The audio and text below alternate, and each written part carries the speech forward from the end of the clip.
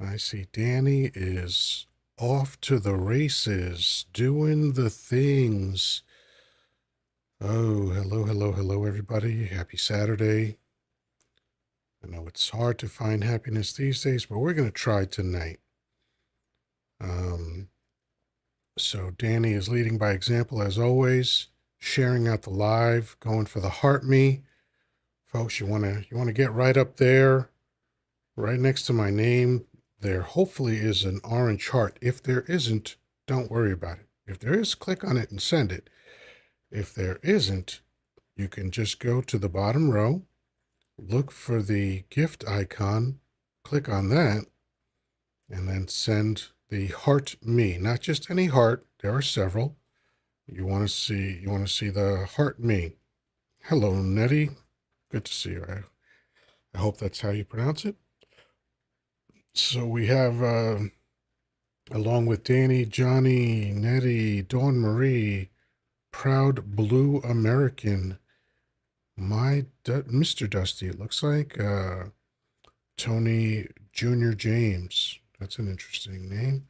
Sandy and Chad. Welcome, welcome, welcome. All right.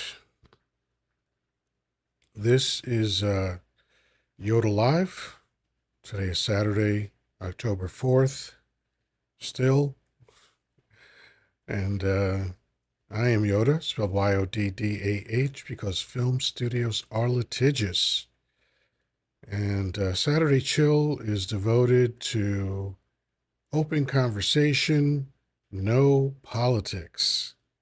No politics. We do not do politics on Saturdays or Friday nights for that matter, because I'm doing it, 10 times 10 times a week, yeah.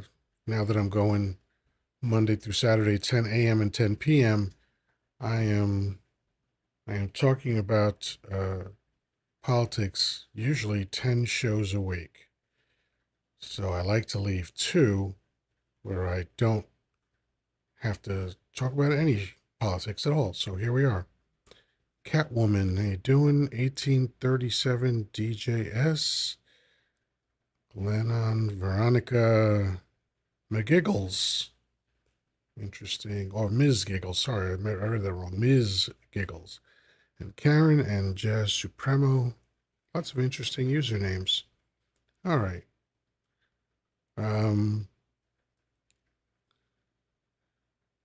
Now on to religion. I've discussed religion a few times, but and we might actually do that tonight. I'm not opposed to discussing religion. Oh, thank you, Ms. Giggles. I appreciate the kind words. And hello to you, Diary of a Bluebird. Welcome one, welcome all. So before we get started, remember, folks, the easiest way to share out the live is place your finger gently on the middle of the screen. You can use my nose or my giant forehead because that's an easier target. Just hold your finger down for a split second and your friends list will pop up. And you can send 40 invitations either to individuals or to groups that you might have or might be part of in your messaging app. So have at it. Share out the live. And after that, after you've shared out the live, done the heart me, then come back and tap away. We need to tap on that screen.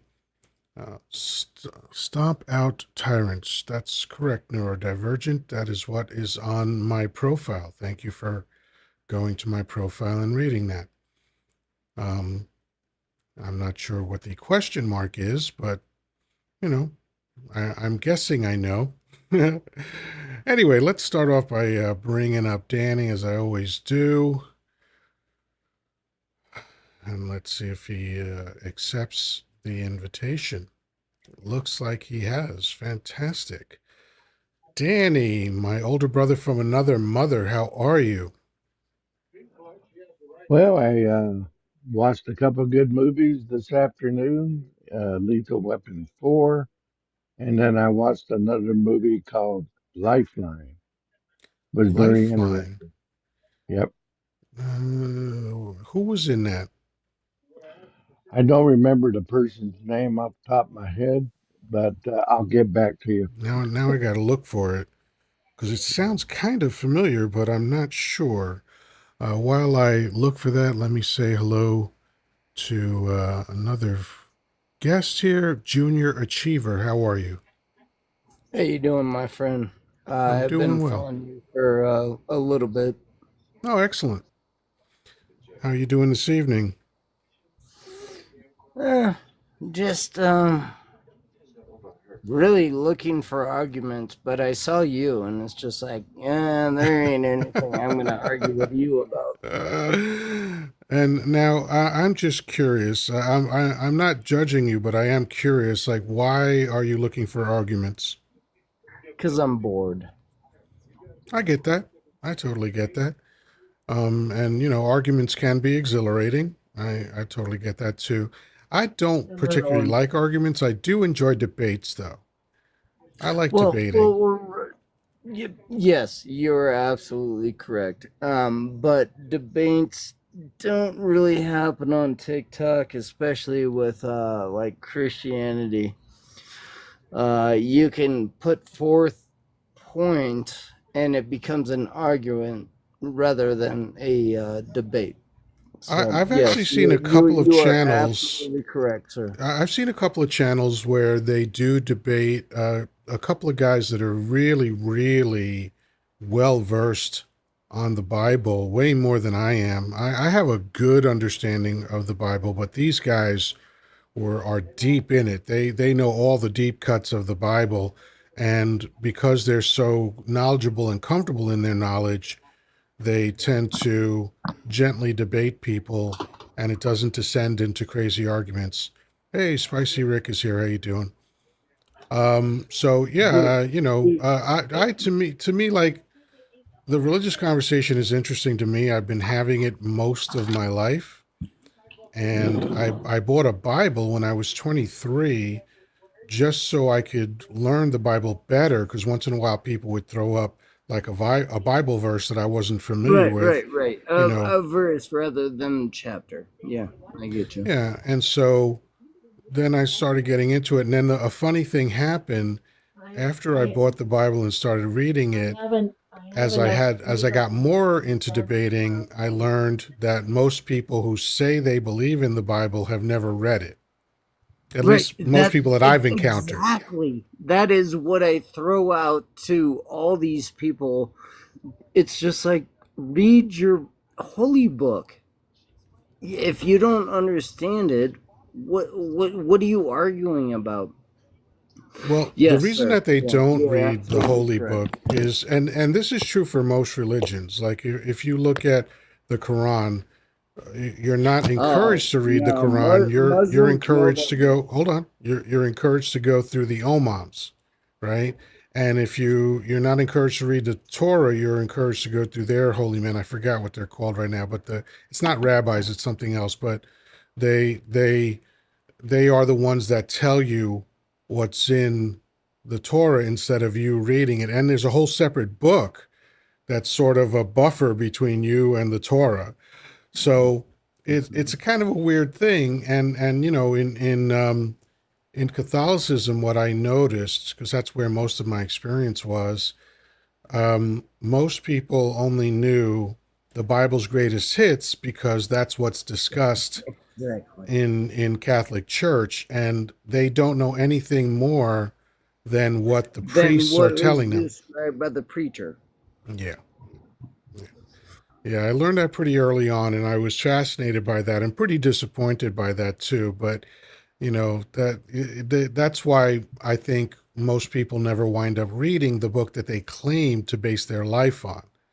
I Right, think right, that's why Christians in America can call themselves Christian while they're not doing anything Christian like. right. Exact. Oh my God.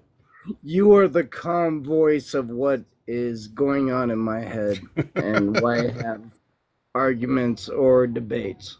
Yeah. Yes, sir. You are very correct. Yeah, and I think for me, once I understood what the reality of the conversation was, it it uh, it changed the way I approached it because I knew at a certain point, like chances are this person trying to debate me about God or Jesus or the Bible doesn't know as much as I do about it. And I'm certainly no Bible scholar, but I tend to know more than the people that want to Right. debate me Then the about it. average. Yeah, right. I You got know, you. Yeah, I'm in the same field. I feel you. So, Danny, what was the name of that film again? It was Lifeline that came out in Lifeline. 2025. Lifeline, a new film. Okay. Oh, no, I definitely didn't see it. Okay, I'm going to have to put that one on the list.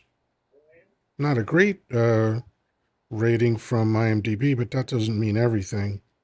It's an Not the interesting B movie, premise. but it was interesting. Yeah, I'll take interesting. I watch a lot of films that don't get uh, big ratings because sometimes if there's like not explosions, people don't like it. So Right, I right. like dialogue. I like interesting films. So I'm going to send this to myself so that I put it on the list later on. Good stuff. Uh, so you saw Lifeline today and Lethal Weapon 4. Yeah, so I finished up my Lethal Weapons now. I saw all four of them again. I feel great. I got to see them all again, and Nice. but yeah, it otherwise my quirky text messages from my family of whatever. So yeah, it was unfortunate, but that's okay. They couldn't seem to drop it, but I did not respond anymore. I'm done. Leave till Monday anyway. I got you. Yeah, I still don't know Right. what that's about. I don't think I'll ever be able to figure it out. One time I was talking to my son and I was like, I can't understand these MAGA hats. And he's like, yeah, because you don't have their level of stupidity. Yeah. Well, as you well know, how a dysfunctional family is. So yes, I think I have a Yeah. dysfunctional Yeah, I was family. raised in one, so yes, absolutely. Yeah. Other guest, I apologize. My phone fell. Oh, no Um, worries. No worries. the Lifeline, a late night suicide hotline You can't opera. say that S word on TikTok, just so you know. Uh, Yeah. okay, well, I'm just reading off I Google understand what it I'm is. just letting you know. It's one of those things where live shows get dropped down for the no words. My apologies. It happens all the time. I fuck up at least 10 times a week. So it has 3 stars, but it has Now, an where are you interesting looking at it? Is that like Rotten Tomatoes or something? Or IMDb. oh, I saw 5.5 stars on IMDb. Hmm. Yeah, 5.5 out of 10. Yeah, that's 5.5 stars. Yeah. Yeah, Okay, so Traffic Man is here. Excellent. Did I? I thought I invited him in. Maybe not. I Oh, for some reason it didn't fully take. Here we I'll go. have Try to see again. if he's got his piss pot on. Hey, there we Ah, go. what's up, Traffic Man? Oh, ready for just a chill Saturday. There you go. Well, hopefully we've got one for you. Um, so how has your Saturday been going so far? Has it not been chill? There was a little family stuff that happened a little bit, but for the most part, went golfing this morning, did really well. Um, Enjoyed Oh my myself. God. Went back to the Greek Did Fest, ate did more did you Greek shoot food. under par? I shot something, but the point is, I enjoyed myself, and yeah, Yeah, getting back to the I've fundamentals. never actually played golf unless you count miniature golf, and I don't think anybody does. I've played miniature golf I think 3 times. That was actually fun. I don't think I'd enjoy golf, although I know there's an aspect of it that I might enjoy because I read an article in the early 90s, I think, early to mid 90s, by Jack Nicholson or Nicholas. What was his name? Jack Yeah, Nicholas. Jack Nicholas, Nicholas. yeah, yeah, the So, Nicholas. Golden Bear. so he, I know he's one of the goats of golf, mm-hmm, and I was fascinated by the article. I was in a waiting room. My buddy was geting physical therapy, and I was like, just I had nothing to read, so I grabbed a magazine, and I read an article that he wrote about how he thought about the game, like, his strategy, yeah. his psychology. And I found that fascinating because I realized that it really wasn't a competition with other people as much as it is a competition with yourself. So, I would agree. yeah, so And that part and of it and kind of Tiger appeals to me. Woods had the same mentality, and that's why he was so brilliant. Yeah, well, Tiger Woods was like, programmed to be a golfer by his father. Yeah, I Well, don't, we'll never know if Tiger Woods would have ever chosen golf because he was brainwashed from the time he was like two. yeah. so would you say the same thing is happening with his son and his son being brilliant at 14 or 15 years old? Would you say I it's I just honestly didn't because even of know Tiger Woods had a brainwashing? son. Yeah, I had no idea he was golfing. Oh, really? Oh shit. Yeah, This kid is awesome, man.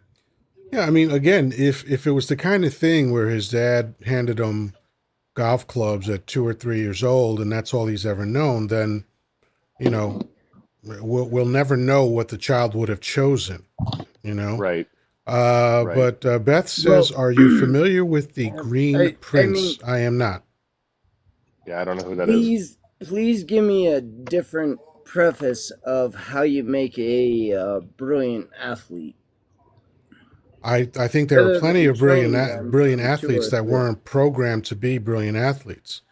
There are many brilliant athletes that didn't even show signs of brilliance till much later on in life. Yeah, And very often, most people that I've ever met, I was an athlete for the first half of my life and a little bit more, and no one ever shoved me into any sport. My stepfather was happy that I got into football. I got into Pee Wee football when I was 10 years old, and I played for a year. I was very good. I almost never sat down during the game because I played so many positions. Yeah, I yeah, I think you'll played like this offense traffic, and man. defense. I I understand. played, let's see, on offense, I was the kicker for starters. Then I was right guard. Then I was on the punting team. I was on the punt return team. On defense, I played left tackle, if I recall correctly. Um, and I was on the kick return team. So I was on basically every team. And so I almost never sat down. And I remember one game because I was tall for my age, so um, keeping my weight down was very difficult. And one yeah. game, when they weighed me, I was like a pound over. And I don't know about now, but back then they took that very seriously. They weren't going to let What me play. what year So was this? I hang never on, got hang weighed on, in hang Pee on. Wee. So Okay, they drove my me. apologies. They drove me to a local high school where they stripped me down to my undies and then made me get on a scale like that, and I was like exactly on weight. And Right. then they brought me back, and they delayed the game a half hour just to make sure that I could play. You So to I get felt kind of weighed. That's awesome. special. That's Well, awesome. well, I will say you and I are kind of the same heart because I played kicker and punter. Because of my height, with the physics involved in kicking, was there. But I played left tackle. I wasn't a guard because my coach had his brain stuck back in 1950s football where we played the wing T, which basically the Oh, guards and the tackles pulled constantly, which was extremely frustrating because nobody does that anymore. But and all this manly bullshit. But then also I was a defensive tackle, so we kind of had the same experiences with Yeah. football. Yeah. So you didn't sit much, you know. I was No, just, not at all. I just generally between plays, no matter what was happening, I just stood in the middle of the field because I knew that I was going to be on whatever team was coming out. You Right, know. right. Offense, What defense. All Yeah. right, just I shuffle them I throughout went to the okay, the bench yeah. figure. once in a while to like grab some Gatorade or something, but other than that, I What barely ever sat down. one of the most embarrassing plays that I experienced in high school was it was my series to sit for a left tackle, right? And so we were moving the ball, but we weren't getting a first down. And third down happened. Special teams coach came over to me and said, "Get your shoe on, get ready to kick." And back then, my coach didn't believe in soccer style kicking, which is what every, yeah, Yeah. the eye roll right there, yeah. Yeah. So, You know, I you mean, know, we why had the use the boot. guys that are the best at kicking, you know? Yeah, right, Exactly, right. you know. But that goes back to his manosphere nonsense. And so I ended up, I got my shoe set up, I got my strap on, I was ready to go. And next thing you know, they hiked the ball, fumbled it, and then now they were calling for punt team. And I was the punter, and I have my freaking field goal kicking shoe on. Oh shit. So I get out there, and I'm screaming at the coach. I'm like, I "Put the already other know punter in. the I got answer to to change this. my shoe, right?" And he's like, "We don't have time for that." So I get out there and I try to punt with this flat fronted shoe, You and the ball shanked it, goes didn't straight you? up in the air. I end up recovering my own kick, and What? and it was one of those situations where everybody, you know, because it's high school, not everybody's an NFL athlete at this point.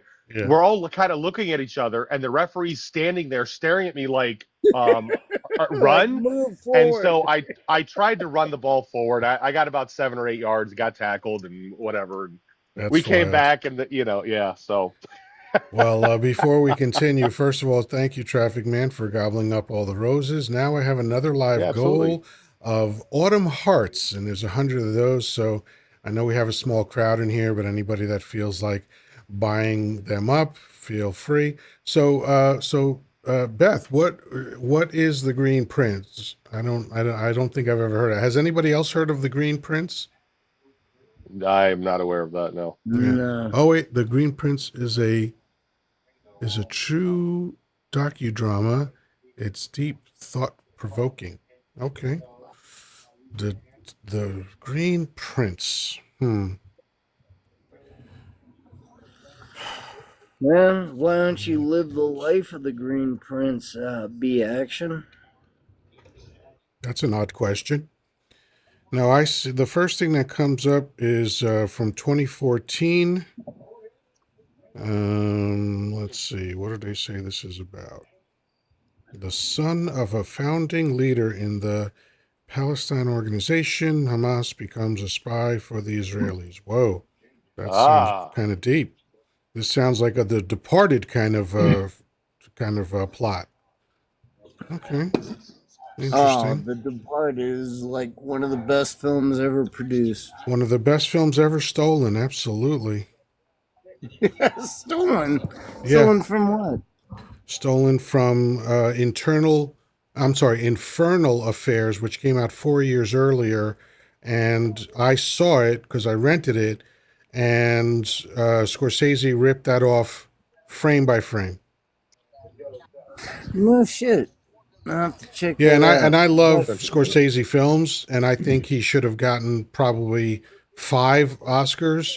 Do you know that Taxi Driver came out the same year as Rocky, and somehow No, Rocky no. got the Oscar for Taxi Best Driver Picture? came out in '79.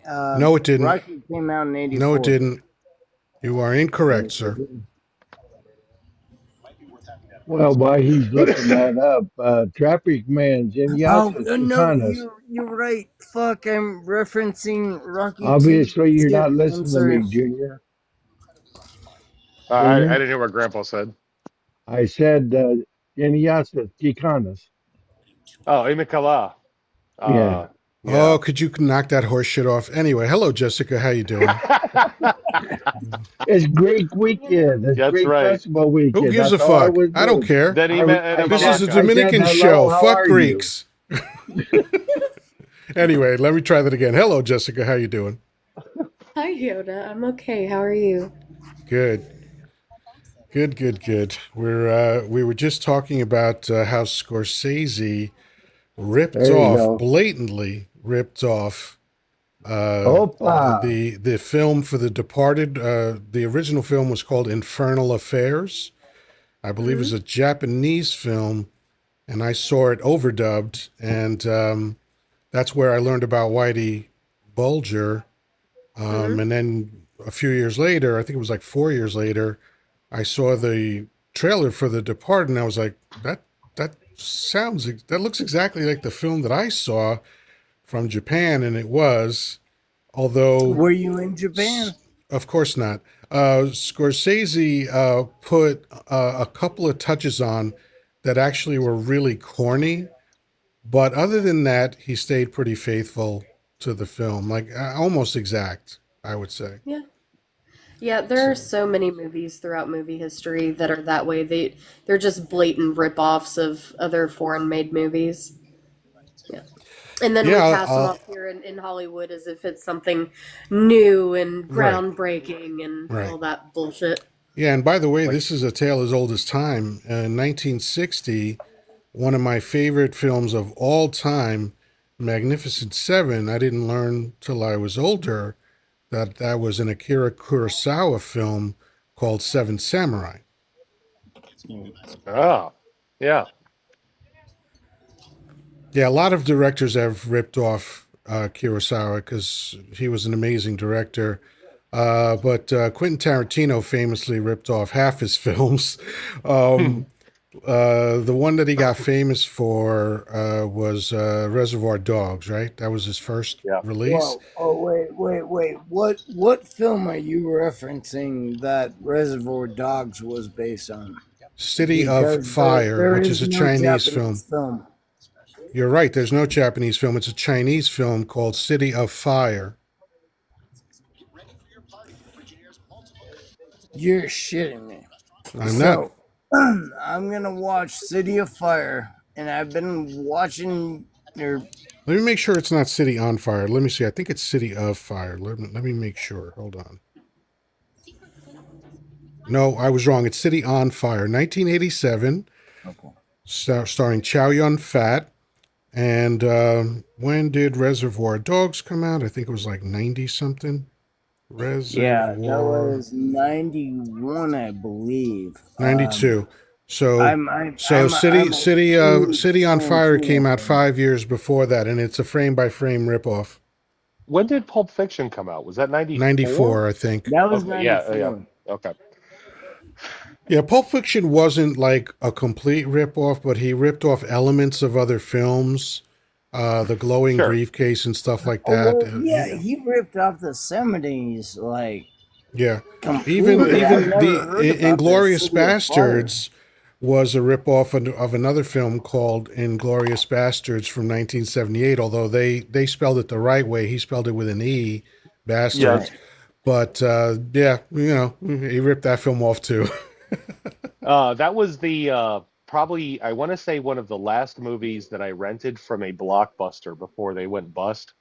Mm. And somebody had actually had broken into my Trailblazer because I had it sitting on the front seat and I was going to take it back the next day, and somebody broke into my Trailblazer and stole it. So That's Well, pretty at least wild. they got a good movie.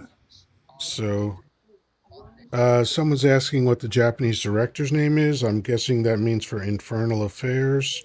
So let me go for Oh that. shit, I have it pulled up right here. Yeah, Infernal Affairs is 2002, and the Chin director is Wai Kyo. Kyung Lau and Alan Mock. Two directors, it looks like. Yeah, and I'm pretty sure that The Departed was 96. Yep. Oh, I'm wrong. 2006. So 2002 to 2006. Yeah, so 4 years. One of my favorite Quentin Tarantino films was the Grindhouse films. Yeah. I really did enjoy those. Although those were multiple directors, right? I believe so. Yeah. Like Four But he Hotel. produced them or something. I forget how Yeah, that I went. think I think he did one segment, and I think Robert Rodriguez did another. Yeah, I think Robert Rodriguez did the was it the zombie one, and then he did the unalive proof. I can't Right. remember. So let me see. Yeah. Grindhouse. I know I saw it, but it's been I don't think I ever watched it again. So Grindhouse 2007, Kurt Russell, Rose McGowan, Yes. and Kurt Russell directors was Robert such a Rodriguez, good Eli Batman. Roth, Quentin Hey, Okay. Tarantino. Jessica. How Okay. are you doing? I apparently you're not into this movie bullshit, and I understand.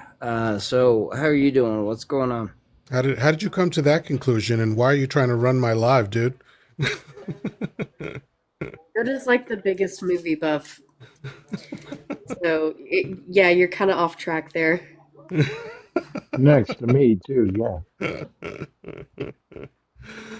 So, three directors. I thought it was two, but it was three. Eli Roth, and of course, Quentin worked with Eli Roth in *Inglourious Bastards*. He played the bear. Yes. Yeah, Oh, wasn't that the best character ever? Just a it's Jew pretty bashing interesting. I would say motherfucking that Nazi. Christoph Waltz's character was much more interesting. Yeah. Yeah. The Yeah, for sure. Go ahead, Jessica. Sorry. No, it's okay. And what's interesting is I recently saw an interview with Tarantino when he was talking about the making of *Inglourious Bastards*, and he said when he first wrote that character, he didn't Yeah. know he was going to be a multilinguist. That came Yeah, to Yeah. him he couldn't as the film went find the on. character, I also and saw then a and then he walked in and was just like, "All right, this is our guy." I actually saw an interview about how um, that actor single-handedly he gave him credit for why the movie even got made in the first place, Yeah, because apparently like he was so dead set on this is exactly how I want this character to be, and if Right. we cannot find the right person for it, I'm not going to make it. Like we can't make this movie. And then he said, Exactly. I forget the actor's name, even though he's super famous and I've seen him in so Christoph many Waltz. films. Christoph Thank you. Waltz. Yes. And Yes. he said that's it, he's perfect. And so he gives him credit for the movie even being made. And then I watched another interview with that actor where they were asking him like how did you play someone so evil, and he's like, what are you I talking about? wasn't Like, evil. I'm not he's not evil, because No, they that's thought they just were on how the he side of the is. right, and that's the approach that he took to the Exactly. character. And I don't know, I That loved is being why able to that see like character is so brilliant. Yes, right. yes, I ma'am. loved My being able to see apologies. like I his am his interrupting. process for that. It was really interesting for me. Yeah, The opening act of that movie really sets the tone for the absolutely rest of the spectacular. film. And I here's mean, the it's thing that I yeah. absolutely love about Quentin Tarantino films. He is willing to do a scene that other directors would do in 2 to 5 minutes, and he'll do it for 20 minutes. He'll just let it drag out, but it doesn't feel like it's dragging. But he just gives it No. so much space. He allows for silence. He allows for intricate conversation. I mean, that scene is. I think that scene is probably studied in film class because it's absolutely brilliant. It I, I really f- is. I feel the same way about Clint Eastwood too as a director, because he takes the same approach. Like he'll kind of just let the scene breathe Yeah, and just let it have its own moment, and they just continue shooting while it plays out. And I really appreciate that about his movies too. I love Clint Eastwood as a director. I Wow, love I the never pace actually of even thought about Unforgiven. that as It was. Clint as a director. I'm sorry. Say that again. Oh, that's cool. What were you saying, Junior? Oh, I was just complimenting Jessica, I apologize. I I never really looked at Clint's films uh, Really? as Wow. as being great. I mean, true enough, he had a few, No, I don't but mean him as an actor. Like things that he has directed himself right. that he No, does I'm not star totally on in. board with you. I'm totally agreeing with you. I'm just saying that I never really even took a step back and been like, yeah, that was a great direction rather than acting. Well, here's one where he directed and acted, which was Unforgiven, right? Great And movie. the pace of that film was Oh, extremely wasn't it slow beautiful? for It most was of it. so slow at the beginning. Yeah, But it absolutely. was also captivating. Like it wasn't like I felt bored watching it. He just took his time in building every part of that film, and we didn't even really fully understand the character until way into the film, you Right. know. Just a country Texas boy, and he found out how to get money. Yeah, and we had hints of his past, but then when they took his buddy Morgan Freeman and brutalized him, and then he got drunk and headed into the bar, that was amazing. That scene was absolutely amazing. But my favorite scene was a very quiet scene where he was talking to the young guy. This was when they were all gathered and trying to figure things out. And he said, "It's a hell of a thing killing a man. You take away everything he's got and everything he's ever going to have." That's a hell of a line. Yeah, That's a hell of a that line. is a fucking line I need to remember. Yeah. But he just, when I look at his body of work, it's phenomenal. And I think on both sides of the camera, he was the guy that mythologized westerns, and then with Unforgiven, he purposefully demythologized the western. Can you imagine? I I did. have I have never seen Unforgiven. That is on my You list of things to stupid see. mother. No. Yeah, That right. no, that's okay. No, you can finish That that is like statement. That's all one of right. the best films. Hey, listen, we can't all see everything, and there are films that I've never seen that people are shocked by. Like I never watched like Poltergeist. I never watched The Exorcist, any of All right, those I'm out of here. No, things. I'm just kidding. Yeah, I mean, I have No, no no, you're use for fine. You're those fine. films. I have absolutely no. I saw The Bridges in Madison County, and you know what I said when I came out of that film? I remember vividly because I went there with my girlfriend, who I only dated for a month and a half because she was out of her fucking mind. But when we walked out of that film, she was all teary eyed, Thank you right? for sending the preface. And I said to her, I hated that film. And she was like, why? And I said, once again, they glamorized a woman cheating, you know?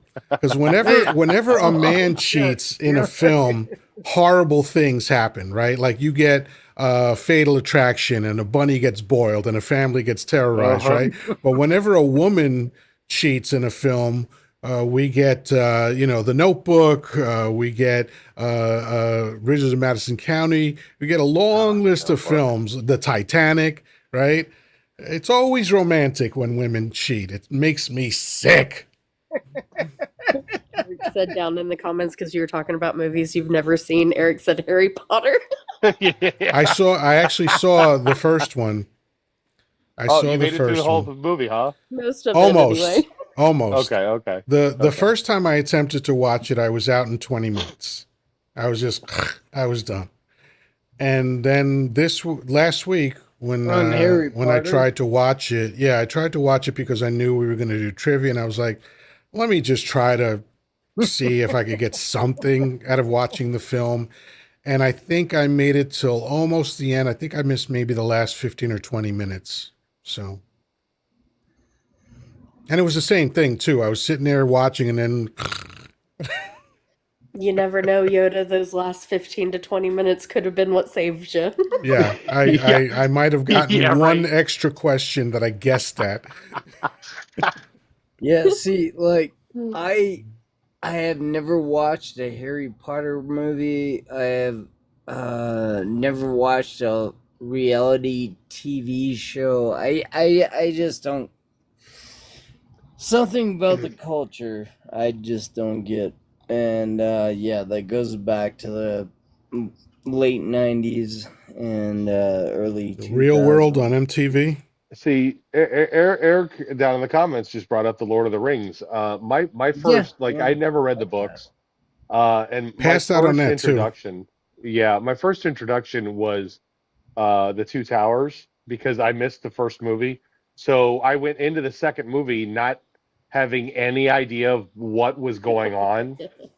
Yeah, and then I watched, and then after that, I watched The Return of the King, and I was like, okay, I got to go back and watch the first one. Hmm. And okay, they're very beautifully set movies. The cinematics are amazing. Yeah. The like, yeah, but at the same time, it literally is people walking. Yeah. Well, Like, that's like And in I don't peril every 15 minutes. yes, yeah, exactly. I don't really care that much for the Lord of the Rings films, but I do actually really like the Hobbit films. Oh, Um, from the 70s? The Hobbit.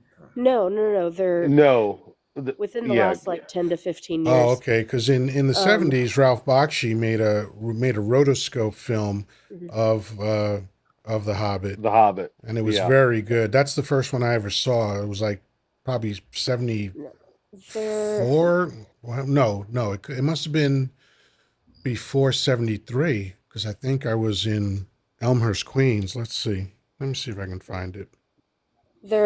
there's three of Jessica, them, what were you they're talking about? there's three of them, and I don't know, to me they're just much more interesting. I mean, they're beautifully shot just like Lord of the Rings was. But there's more than just walking involved. right. Oh, you're right. Well, and that's the thing is, like, by the time the original Lord of the Rings series had been in the theaters and everything, when they said that when it was announced that they were going to do The Hobbit and what was the first one, the whatever it was of Smaug, or was The that Desolation of Desolation Smaug. of Smaug. the Desolation Smaug? Yeah, okay. Yeah, I was like, nah, I'm good. And honestly, I've never watched him. I think it's going to be one of those things of like it's on my list of things to watch when I can, Yeah. you know. Yeah, I really enjoyed them. They were pretty good. Is it like my favorite thing ever? No, clearly not. Right, right. But Mm. they're pretty decent. Oh Well, shit, I was and way off. So The Lord of the Rings was 1978, but it was Ralph Bakshi that did it. Very interesting storytelling in that, because rotoscope was kind of on the cutting edge at that time, so it was pretty cool. mhm. But Avatar, it's beautiful cinematics. yep. It's kind of like when people look at me and I tell them I'm into science fiction a lot, and they're like, "Well, you remember Battlestar Galactica?" And I'm like, "I never watched it. Like I The never watched the the original. I never second watched the series, okay, remake. gotcha. Yeah, either I one. will Like say I'm this: aware of I it. watched both. I'm old enough Okay, to have seen both. The original was interesting, but it was kind of kitschy. sure. They were Dude, it they were was kind of awesome. It they was were kind of stupid. It competing with was Star Trek and Star Wars. Star Wars. Yeah, But yeah, yeah. no, the there's new no one, the comparison. remake, It I was thought was so bad absolutely compared to excellent. Star Trek. I'm trying to think. The oh my gosh, what is her name? The actress. She was in the detective show. Oh my God, I'll think What of it here movie in a are minute. we But I'm talking about? Sorry, I was letting my dog in, so I... It was a TV show, Battlestar Galactica. Oh, yeah, no, I'm no help there. I never watched it. Yeah. The second one is really Yeah, good. well, you mean to The mean story is very Dwight Schrute. interesting, and the music was very cool. They had okay. this really trippy theme and stuff. It was really nice. I'll have to check that out. Yeah, you might Oh, enjoy Yeah, it. I one of mean, these days. you're into Star Wars and Star Trek, right? Yeah, yeah, absolutely. You'll probably like it. You'll probably like it. Okay. You know, Edward James almost plays the captain. You know, Okay. so that was pretty cool. I'm sorry if you guys hear me wheezing. I have like 20 more minutes until I can take my inhaler, and I'm struggling. I got you. I remember the Little Rascals. Who's going to grease Weezer?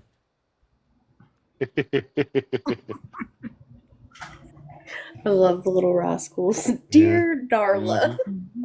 Fucking Oh My favorite gosh. line from the Little Rascals was, "Well, oh well, oh well, look who fell in the well." I still find myself like anytime I get, because like I love to just snack on like a little like pickle spear.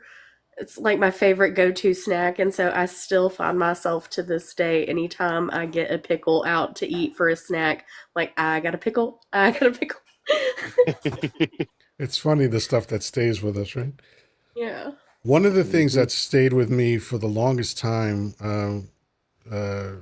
especially when I was in the corporate world, was when I would wake up on Saturday, I would sing the song that Spanky sang. Oh, it's Saturday, cha cha, you know. So there you go.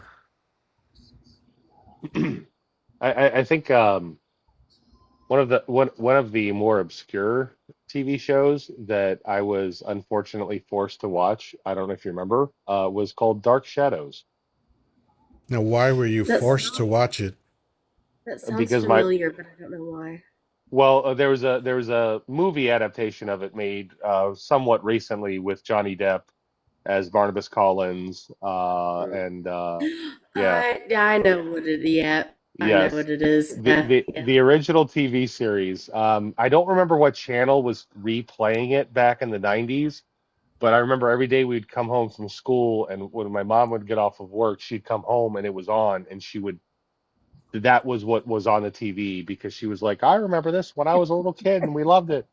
And it is Your not mom at all said that? good. Oh, fuck. Yeah, If I guess I I'm it, had to too old. guess, it was either Channel 5, Channel 9, or Channel 11. They it's one played of a those. they're, Yeah, they're the right. ones Well, that played well, the old it films. depends on what city Yes, you're living in. Yeah. yeah. So But whatever Fox, 5 is Fox, 9 is WOR, I and had Turner Channel Warner 11 before it was Fox. the WB, it was something else, but WPIX. gotcha. Yeah, we had number three. Channel three was NBC, and whatever affiliate that was.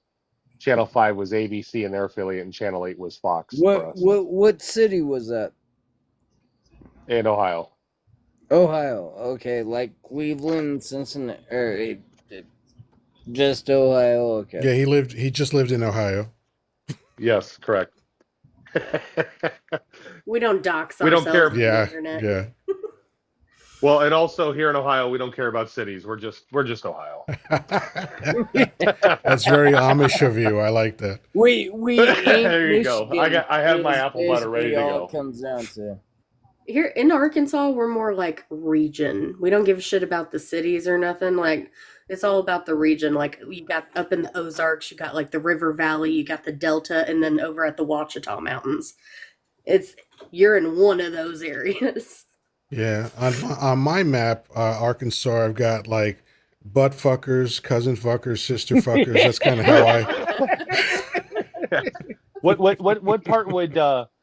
part would be the closest that is to Memphis, Tennessee? um,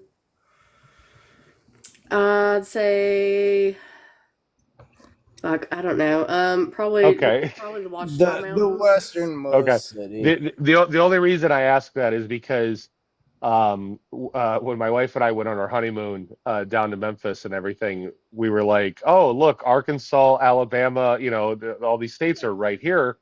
And we literally stopped in a truck stop in Arkansas and then immediately turned around and went back. So I've been to What? Arkansas, just the extreme It counts. The northeast corner. people in Arkansas are the sweetest fucking people. Yet we would not have the same political shit, but they are the nicest people in Arkansas. And the same with South Carolina, North Carolina. Slow down. Well, here's the thing about Georgia? people in Arkansas. We are super friendly until we're not, but we have perfected the art of very politely telling you to go fuck yourself in such a Bless your heart. polite way that you can't even get mad about it.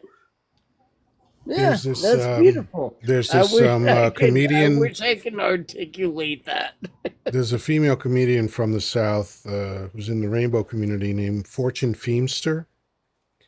And she had a Okay. cute line about the South. She's like, the South is known for two things, politeness and slavery. Yeah, right. It tracks, yeah. Yeah, I've Oh, a her. few times these some Southerners gave me that bless your heart bullshit, you know. Well, now I will say, Mm-hmm. bless your heart can be a subtle fuck you, but bless your heart can also be like really genuine. It all Sure, depends on the it's contextual. context. Yeah. Yeah. Yeah. Yeah, Well, so you not say the not whole every thing when time. you say that. Yeah, not every Right. time that we say bless your heart is it a fuck you. Uh, Well, I will say this. bless I'm your sure that's heart. true, but when Southerners say it to me, it's a fuck you. Fair enough. You brought up Fortune Feemster, and I looked Yes. her up real quick because I was curious. And she was in a Netflix series with Arnold Schwarzenegger called Fubar. Schwarzenegger. And yeah, and it was it was kind of like it kind of felt like that campy 1980s Arnold Schwarzenegger film kind of a thing, but it was played out in a miniseries, you know. And I have to tell you, she was one of my favorite characters in there because Arnold would be like, "But what about this?" And she'd be like, "You, we're not doing that. We're gonna do this." You like she was just that character that just like basically put Arnold that character that Arnold was back in like Commando and all those like you know a So Predator and is all this that, comedy or and drama? both. Oh, a It's mostly dramedy. meant to be a comedy, but there's some there's some serious points to it, but it's a good series. It is a good series. Interesting. Yoddah. Yes. Why is there no comma between Saturday and chill? Because it Because doesn't it's need to be one. unnecessary. It's not the Constitution. Sorry. So here's the thing. So if there were a comma, that would sound like a command, I think. Yeah. Right. Well, Saturday, you don't chill. think it already sounds like a command? No, Saturday Chill is a title. It's a theme. Like Taco Tuesday. Right. Do you feel commanded when someone says Taco Tuesday? I want a comma in between Taco and Tuesday. Taco Tuesday. I do as well. I mean, that's just proper English. No, it's not. No, it isn't.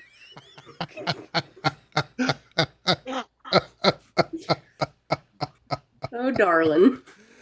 Bless your Yeah. heart. Yeah. Commas, Alright. commas Well, and apostrophes are guys very often educate me. misused. Like when people say they're referring to the decade, the 90s, but they put an apostrophe S for some reason. What? And they're Yeah, not that and they're gets not me. saying it Yeah. belongs to the 90s. They're trying to refer to the decade.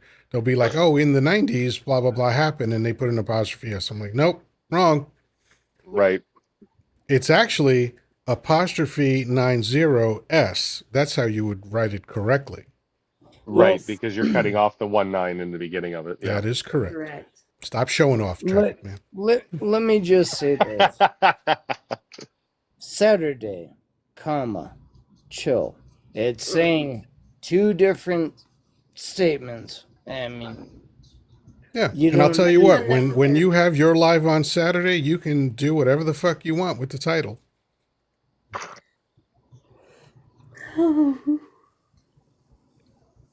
Well, time for my inhaler. Nice. I actually have a let's see. nebulizer, but I bought it so that I could soothe my throat during, in between all the content that I make. So it's going to come in handy tomorrow because even though it doesn't seem like a lot, just adding another live show during the day, but it really is a lot. It's more Yeah. tiring than I thought it would be. Like my Are sleep you cycle's completely fucked now. doing lives on Sunday? No, but it's, Oh, Monday okay, through okay. Saturday, twice a day, you Yeah. know, and like, because normally I don't wake up until somewhere between 2 and 4 in the afternoon, right? And now I Living have the to get up dream. around 8:30 or 9 in order to do my 10 o'clock show. And then, usually I haven't slept that much. I get through it okay. I only do about an hour and a half. And then I have to try to like sleep a little bit in between, but that's sometimes difficult for me to do. I mean, these are first world problems, clearly, but Of course, it yeah. it has been You, interesting. you I know poor I'll find the soul. rhythm, but I haven't found it yet. I'm sorry. What were you saying, Junior? Oh, I said, oh, you're such a poor soul. All right. I had every intention of trying to make it to your live this morning, but I had an extremely rare child-free morning, so my ass slept in. Oh Uh, yeah. Listen, you got to take advantage of yeah, those take that. Take moments. it when it comes. Yeah. Yeah. When I was very young, still in my early 20s. Um, well, was I in my early 20s? No, I was in my mid 20s. It was like 26. Um, I used to go out to like fucking 5, 6 o'clock in the morning, Mhm. and I would have my son with me on the weekends. And thankfully, I was staying at my mother's house, and she would watch him for the morning while I slept in. It was so good. Oh, nice. I didn't even have like I had my son, I guess what would be considered late in life for a woman.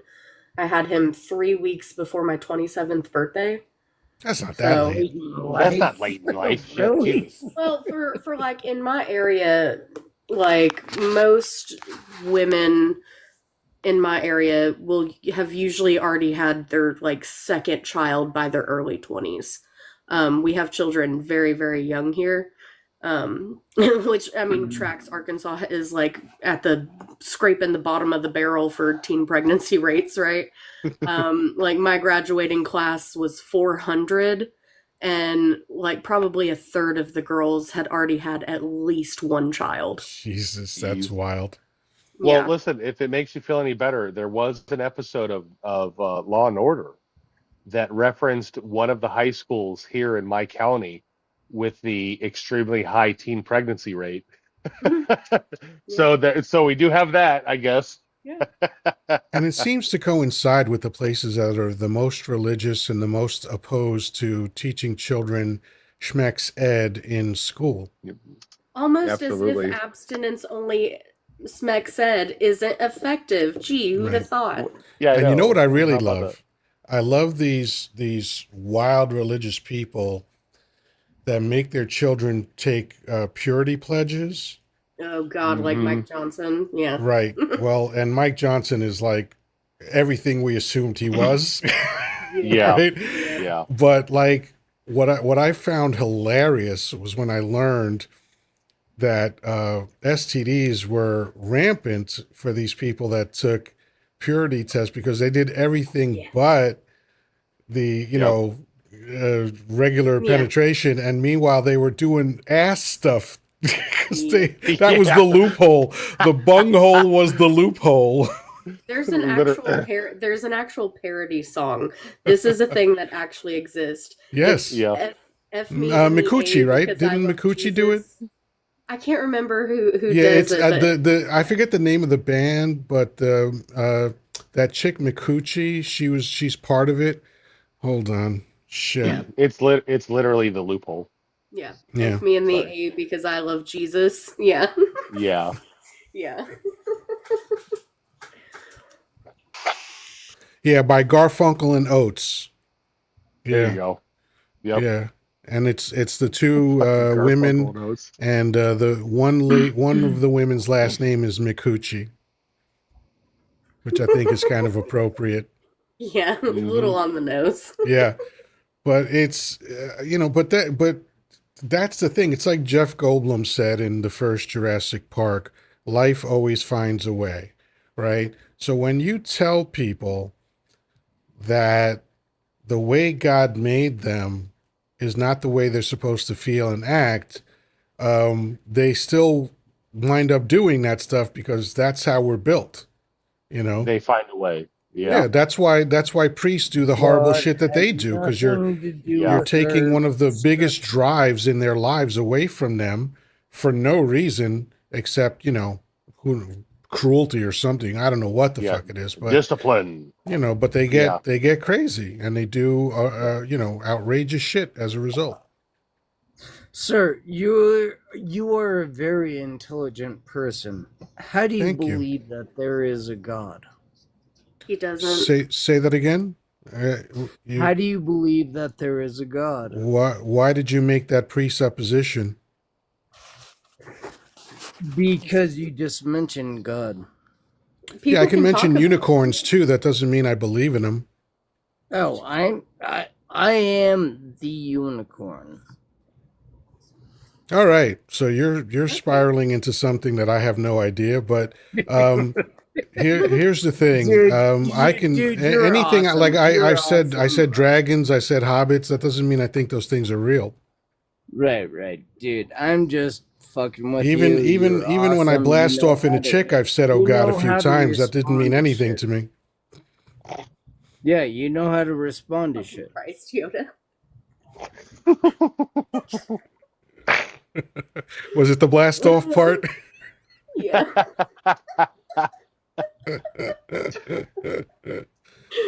Oh, Junior, darling. Oh, It always reminds me of Norm Macdonald, and I'm going to say this again because I know Traffic Man likes this. When Norm Macdonald was on a talk show with Dennis Miller, and this is like in the '80s, they're talking back and forth, and Norm was like, "Yeah, I effed a girl," and he's like, and Miller's like, "Don't you mean make love?" And he says, "I don't care what you call it, as long as it involves my dirty cock." So yeah, I use pretty wild language once in a while, but it's all the same to me. So, Junior, where do you live at? What state? I'm in Colorado, sir. Oh, Rocky my Mountain home state. High. My home Yeah, state of Colorado. exactly.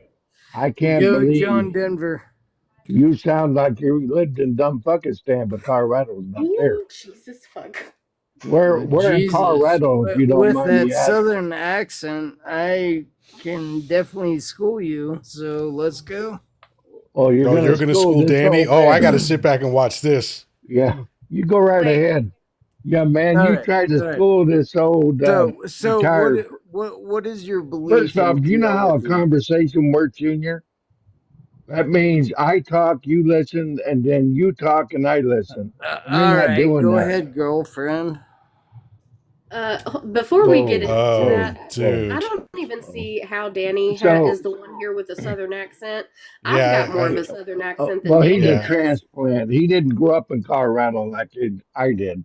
I didn't So, hear. I've never heard a southern accent on Danny, so that was so weird to me what part too. of This is Colorado the do problem you with live talking in? about You people don't that listen. You don't understand a dropped out conversation. of college. Hey, Excuse me? now listen, Junior. No, you're getting way out of fucking hand, and at this point, you sound like you couldn't pour water out of a boot if the instructions were written on the heel. So you might want to just pop the So- fuck down before you go after Danny. So Mhm. why aren't you letting Danny speak? No, it's actually Because you that you're wasn't being a letting Danny disrespectful speak. You were running shit. your mouth while he was talking to you. You're being a disrespectful shit, and I'm not gonna sit here and listen to you disrespect a man that we all know and love, and you're not gonna fucking do it here. You are a guest in this live. Pipe the fuck down and take a seat Oh if my you'd like to God. remain. Yeah, I'm going to give Imagine you one you more kicking chance, me Junior, out. because Fuck, I would want to hear cry what Danny myself has to say to sleep. you. So, Danny, Yes, go ahead and please. talk to Junior. So I know by hearing your voice, you didn't probably grow up in Colorado. So where in Colorado? Yes, I grew up in Broomfield, dude. Oh, in Broomfield, and you call a 75-year-old man dude? Get the fuck Yes. out of here. Yeah. Well, there you You're a go. That's fucking your walking idiot. papers, buddy. Bye. Oh, Jesus Christ. Danny, I even strapped my fucking piss pot on for that one. Oh, I was getting ready to night on his ass. It's like Thank you, clubbing baby Jessica, for seals. the It backup. was pathetic. Yeah. He grew up in Broomfield. That kind of, Uh, I have an idea how that kind of worked out for him. I'm so sorry to like step in there, Danny, and like steal your thunder away for a minute, but like that just really grinded my gears a little bit when he was disrespectful to you. Oh, you should have heard me on yeah. the phone with Danny earlier. I was talking about the same thing. It pisses me the fuck off. So I get it. Ugh. Mm. Yeah, I've had a disrespectful day. I put up with about all the bullshit I'm going to take today on when it And for comes the to that. record, it wasn't from me. I was in Danny's No, corner on this I no, one. know better. no, I know better. no. This was for the Anyway, cheap seats that don't know the dynamic. So no. There you go. I had to bend, me and you, I bended the Yoda earlier. So, yeah. I definitely don't want to get specific about it, but all I can say is some people are fucking goofy. Yeah. there's entirely too many Malakas in this world. I There you guarantee you that go. shit. Yeah. Fel na abraço to PC Notus. Yeah. And So doctor. yeah. Fucking Greek um shit. Jesus Christ. listen, all I said was I wanted to fry his ass. Anyways, well, boil technically, but whatever. Yeah, yeah. So I guess to kind of go back to Saturday chill. Danny, how much you want to spend on these Star Trek slash Star Wars Trivial Pursuit cards? It's whatever money you send me. Well, you send me the money for it, I'll buy it. All right. I'll find what I want and I'll send you the link and then send you the money. How's that sound? There you That's go. fine. That That's works fine. Whatever, perfectly. however you want to do it. You got my Cash App on my profile, and you got my phone number and address. I think we're connected. So, There we are. Yeah, absolutely. Ooh, here's a Star Trek one that comes inside of a Enterprise shuttle. Well, that's fancy. Damn. wow, that's different. Is that meant for like Yeah, 10-year-olds or something? What's the story there? I have no idea. Let's keep it It's to a the 50th. basics. I already got so It's a much 50th room. anniversary. Yeah, there you Yeah, go. yeah, I already got so much room. So, I mean, It's I wild just to ordered think one that today Star too. Wars has been going on my whole life, man. It's wild. I mean, for me, I mean, Star Wars, the original series, all happened before I was born. I was two And when the series came out. well, and that's what I mean. It's like this series that I absolutely just love and adore, and know so much about like the expanded universe. It's kind of mind-boggling to know that all of this had happened. You know, because what was it? Return of the Jedi was 83. Am I right? Pretty sure. Yeah, because I'm pretty sure it was 80. it was the first one, A New Hope, then Yeah, 77, then 81. yeah, Empire Strikes Back, and then yeah, Yeah, I think 83 was yeah, yeah. Return of the Jedi. Although, hey, here's some trivia for you, and it might even be on the cards. I have no idea, but what was Return of the Jedi originally called? Ooh, it was Revenge of the Jedi, but because Star Trek had Revenge of Khan, was it Revenge of Khan? No, it was the Wrath of No, Khan. No, it the wasn't Wrath changed of because Khan. of Star Trek. It was Why was it changed changed? because they said Jedi wouldn't seek revenge. Although they There you had go. printed Thank you. posters, That's right. I used to go to a theater I forget where now, but I used to go to a theater where they had one of the few Revenge of the Jedi posters. Oh, that's cool. There you go. Yeah, where the fuck was that? I can't See, place it right now. you know more about Star Wars than the average bear. There you go. Like, I mean, knowing that one thing, I don't know if I'm convinced about that, but I probably know some stuff just because it's been in my life for so long, but I have no idea right. how I'm going to do in that game. I suspect that I'm not going to win for sure. Probably as good as sports next Friday. Am I right? Sports, yeah, sports is like hit or miss. I know some things I don't, but the current stuff, like whenever you bring up a name of like, oh, blah blah blah from blah blah blah team, I'm like, never heard Yeah. of them. I, Right. I This is might I old Well, might stuff. get like one or two baseball ones, but that's probably gonna be it. and my worry is that it's just sports in general. And so from, like I'm assuming when Grandpa Danny's sports Trivial Pursuit cards are from, I'm gonna Right. know the football and maybe some of the baseball, but if there's soccer and tennis and all that stuff, I'm fucking lost. Uh, Yeah. Yeah. this isn't a new one. This is an older sports one. So it's probably Oh, going to okay. be pre 83 or pre 85, something like that. Okay, So, okay. Well, Oh. when you hear me yell Johnny Unitas out many times, Yeah. So I might do okay because that's the era of sports that I grew up with, but sure. I don't watch professional sports anymore because they bore me, except for maybe soccer. I mean, my daughter said to me the other day, because I have her in basketball skills camp right now, and the only reason that we have her there is because she like showed interest in in going there, and I was like, don't you want to learn soccer so you could like kick field goals? And because I was like, you could be the first female NFL kicker. Wouldn't that be great? And then you could pay for daddy's house. you know. I said, Yeah. And daddy can pay for her but brain damage. well, no, kickers don't have CTE. Yeah, not as Kickers don't much. ever get tackled. Not as much. Yeah. Yeah, yeah, exactly. It's illegal to hit the kicker. But I mean, anything anything to help get her into a good college so she can get a good education, that kind of thing. That's where I'm going with it. But CTE but stands, I think, for cranial traumatic something. it's it's not experience. It's God, I forget what the E stands for. It's basically brain deterioration from too many concussions. It's Yeah, common in football players and boxers. yeah.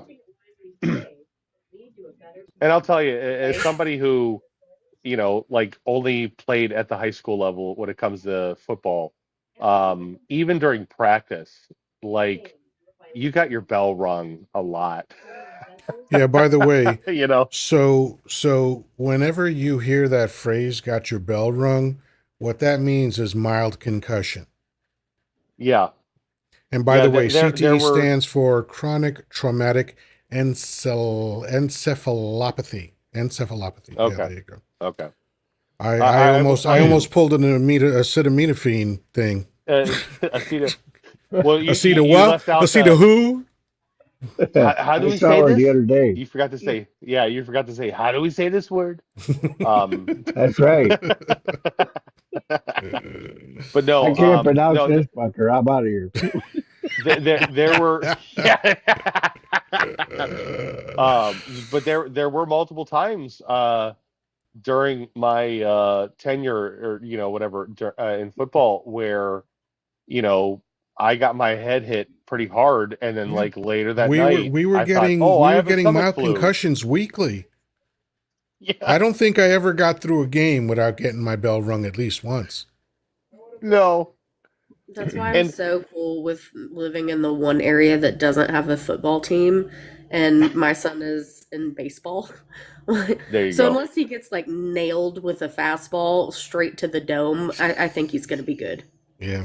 Yeah, I will tell you, my son is very aggressive right now, and listen, he's 4, so it is what it is. But Yeah. um, my wife and I have contemplated whether or not we're going to let him play football as he gets older because the risk of injury is very high, and it's like as much as I would love to be that proud parent in the stands, I'd rather him excel in like engineering or something. Why not do something like a martial art, like or even like karate for kids and things like that. That way he has that outlet, but he's also told that impulse control. Right. In the because I mean martial arts, which I'm sure Yoda can speak of more, really drills down on the control aspect of it.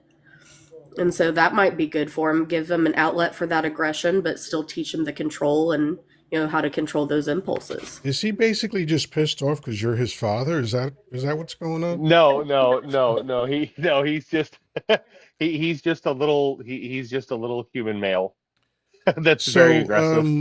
the thing that I find very interesting about children in martial arts is that it seems to be one of the very few non-medicated ways to deal with ADHD. Okay. Yeah. And so, especially if there's a chance that your child is going to be aggressive, it is a really good outlet for that. And plus the Eastern philosophy that usually accompanies that. If it's a decent school, they're going to teach Eastern philosophy, and but you have to monitor this because there are some martial arts schools where the instructor's a piece of shit and Sure. like encourages the children to be aggressive and fight and stuff. Ours didn't. We had an instructor. My grandmaster is actually a famous martial artist, Ron Van Cleef. He was like the Black Bruce Lee in the '70s. Okay. His nickname was the Black Dragon, and so Ron has a very chill approach to martial arts. He's got like 7 black belts, which is insane. And it was all about like, yeah, we know that in feudal Japan this was used for combat, but we're not in feudal Japan anymore. So let's focus on the art part, which is like the techniques and the philosophy behind it and how to like tame that warrior spirit. And Yeah. I all I can say is that for me, it completely changed my life. I got into it when I was Okay. 13 years old and almost everything changed for me. But as a matter of fact, once I got into martial arts, I never had another fight. Okay. I want to put And myself in it too because he's also like, if there's such a thing as a poster child for ADHD, it's my kid. God love him, but he's got the attention span of a goldfish, right? And I'm in the uh, same boat. yeah, and he has the impulse control of a rabid raccoon that's been locked in a Starbucks dumpster feasting on coffee grounds. So I That's love vivid. There you he's the go. lot. Listen, he is the lot of my life, but Yeah. God help me. But and so while normally very sweet little bean, he does have that zero fuse. He has no fuse. And so when there is a situation that happens that he feels it's justified to use violence, there is no impulse control. It is immediate.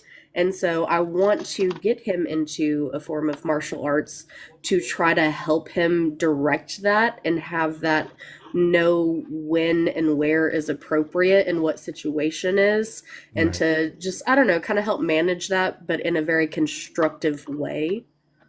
Yeah, So, you're 100% spot on with that. And the other good thing about that is that he'll have male role models as well. And I yeah. know Right. that some women hate when men talk about this, but it's a fucking fact. Oh This no, this I'm can't with even you be on it. debated anymore. Like children need male role models, especially Mhm. boys. Boys Yeah, No, need, they I'm absolutely you lucky. do. know, Yeah, I'm lucky because, like, I mean, obviously, his father is not in his life because my ex-husband's just a psychopath. Well, technically a sociopath, but I'm very lucky that I have my father and my brothers who are very active in his life, and they're very good men.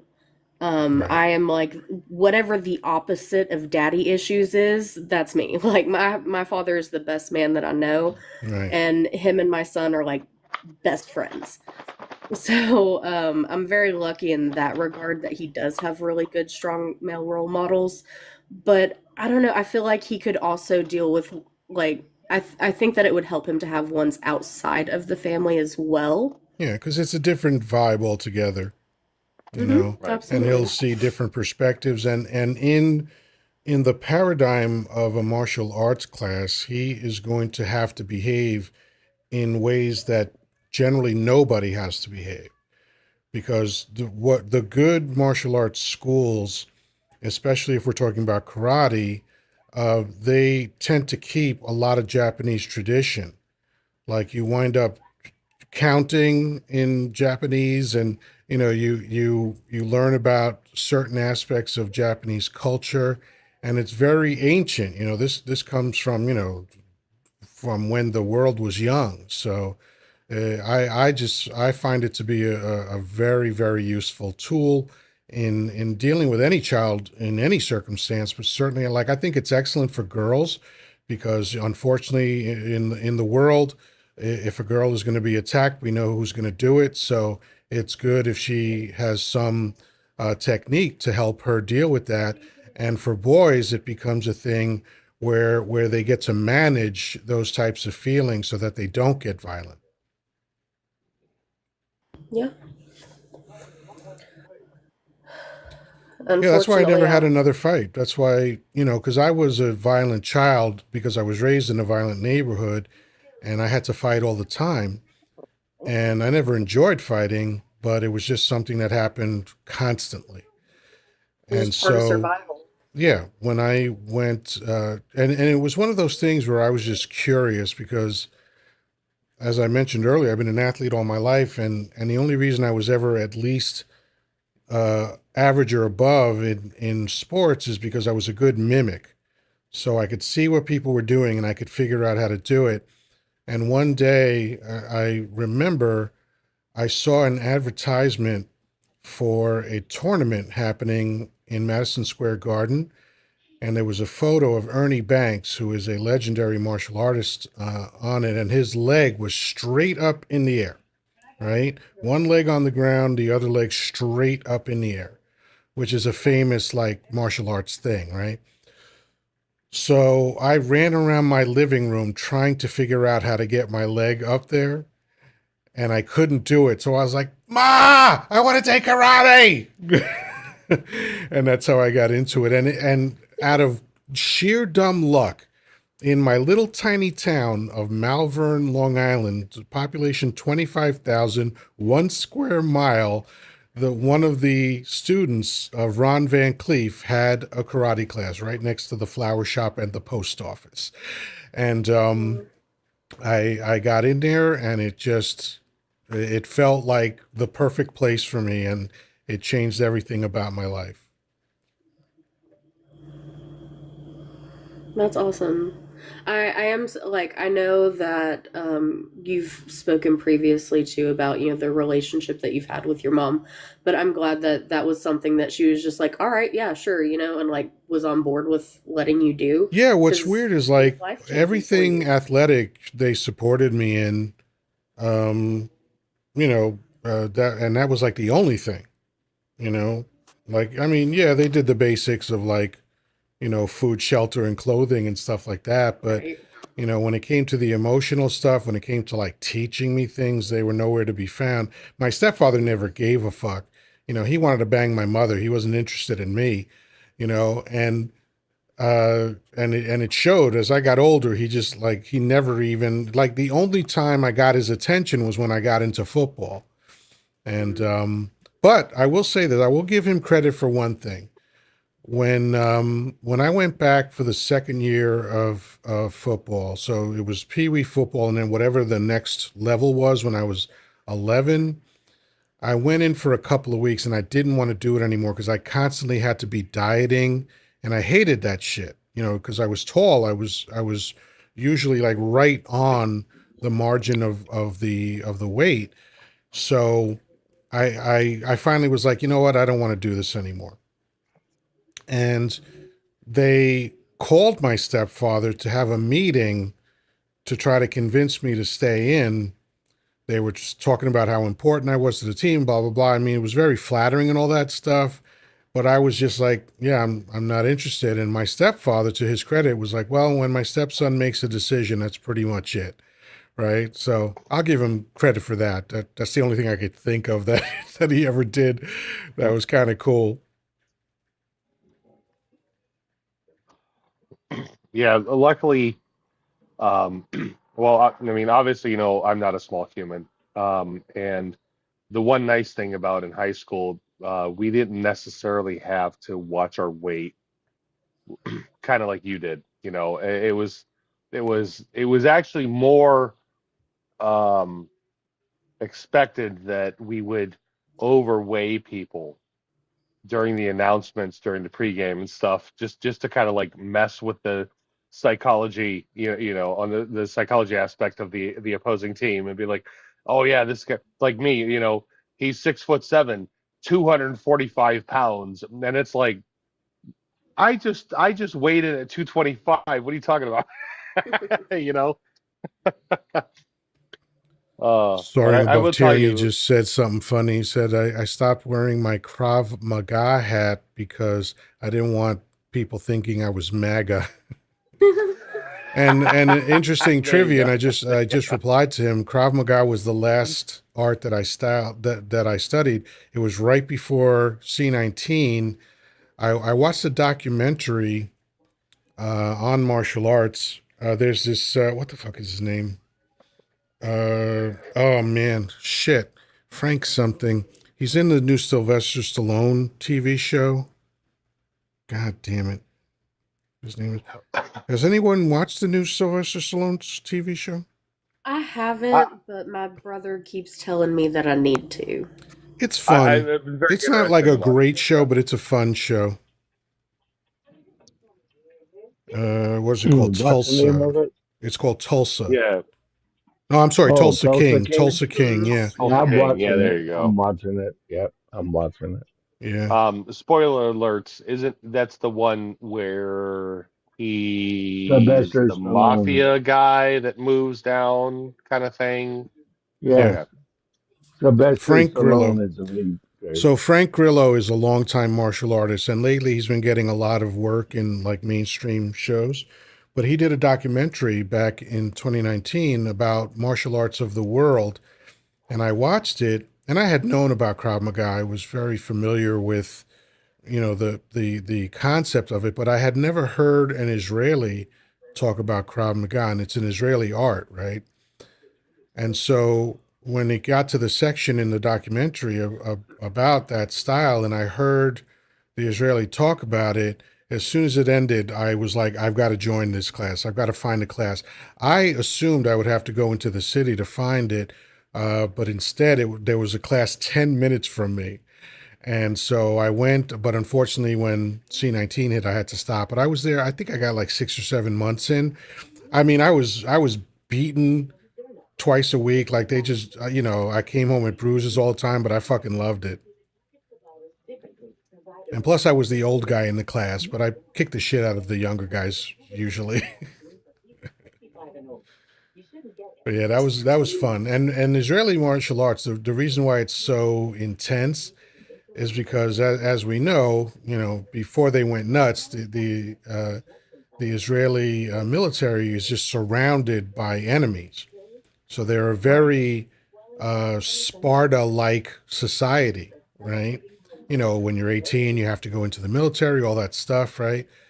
And so, they when they got involved in the martial arts, they developed it so lethally that the entire country of India adopted it for their martial arts, for their army, for Nice. their military. Like, yeah, it's serious shit because it's not like it has nothing to do with competitions. It has nothing to do with trophies. It's like, if you come to schmurder me, I'm going to schmurder you first. That's basically the Yeah. philosophy of Krav Maga. Pretty wild shit. How many or what all styles of martial arts have you studied? Oh, a few. Some formally and a few informally. So my first one was Chinese Goju, which is a very basic martial arts. It's like a basic karate kind of thing. And even though they called it Chinese Goju, we counted in Japanese. I don't know why. But then after that, I got into Kung Fu. So yeah, at about 7 years into it. And along the way, I would like pick up books on other styles, and I would teach myself things like Chin Na, which is like joint manipulation, how to lock people up and stuff, and shit like that. And my friends and I would get together and study. And then after that, formally, I took Kung Fu with a private instructor. And then the only other uh, formal class was Krav Maga, but I studied a bunch of them in between. Nice. Thank you. Yeah. Yeah, I believed in the whole philosophy that Bruce Lee started. His whole Tao of Jeet Kune Do was all about like, take everything good from every style and use it to your advantage. Don't just be rigid and limit yourself to one style. Be like That, by the water. way, he invented mixed martial arts. Yeah, I always remember, the quote from him, be like water. Yeah, Yeah. it's not his quote actually. That's he was in a TV show where his character said that. Mm. But yeah, Yeah, the Green if Hornet. if water, no, it wasn't the Green Hornet. It was another show. I Was think it? it was something Street. I forget what it was. But Well, he played the driver of the 21 Green Jump Hornet. Street? no, No. Okay. Jump Street. No, Shut sorry. the fuck up. But I did that speech is a good speech though. When you pour water into a glass, it becomes the It glass. becomes a glass. Yeah. Yeah. If you pour water over rocks, it crashes the rocks. And then the last thing was, be like water, my friend. Yeah. Yeah. But Yeah. yeah, I mean, he was an interesting martial artist. He was the reason why martial arts came to America. And people like to say he was the greatest martial artist in the world. That is not true, but he was amazing. He was Who do you amazing. feel is the greatest martial artist in the world?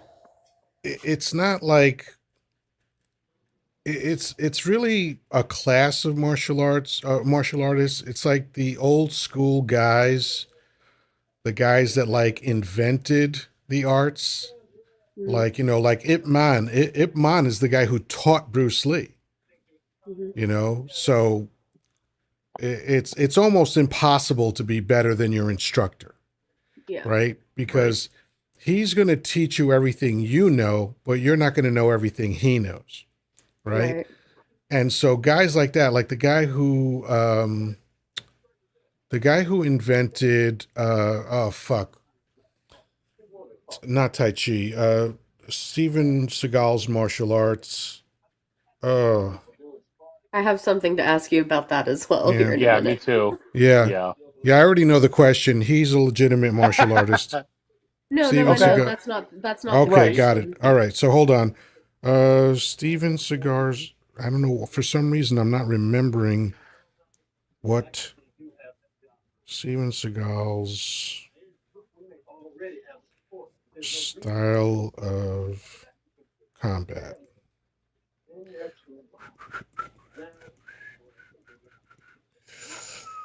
Okay, Aikido.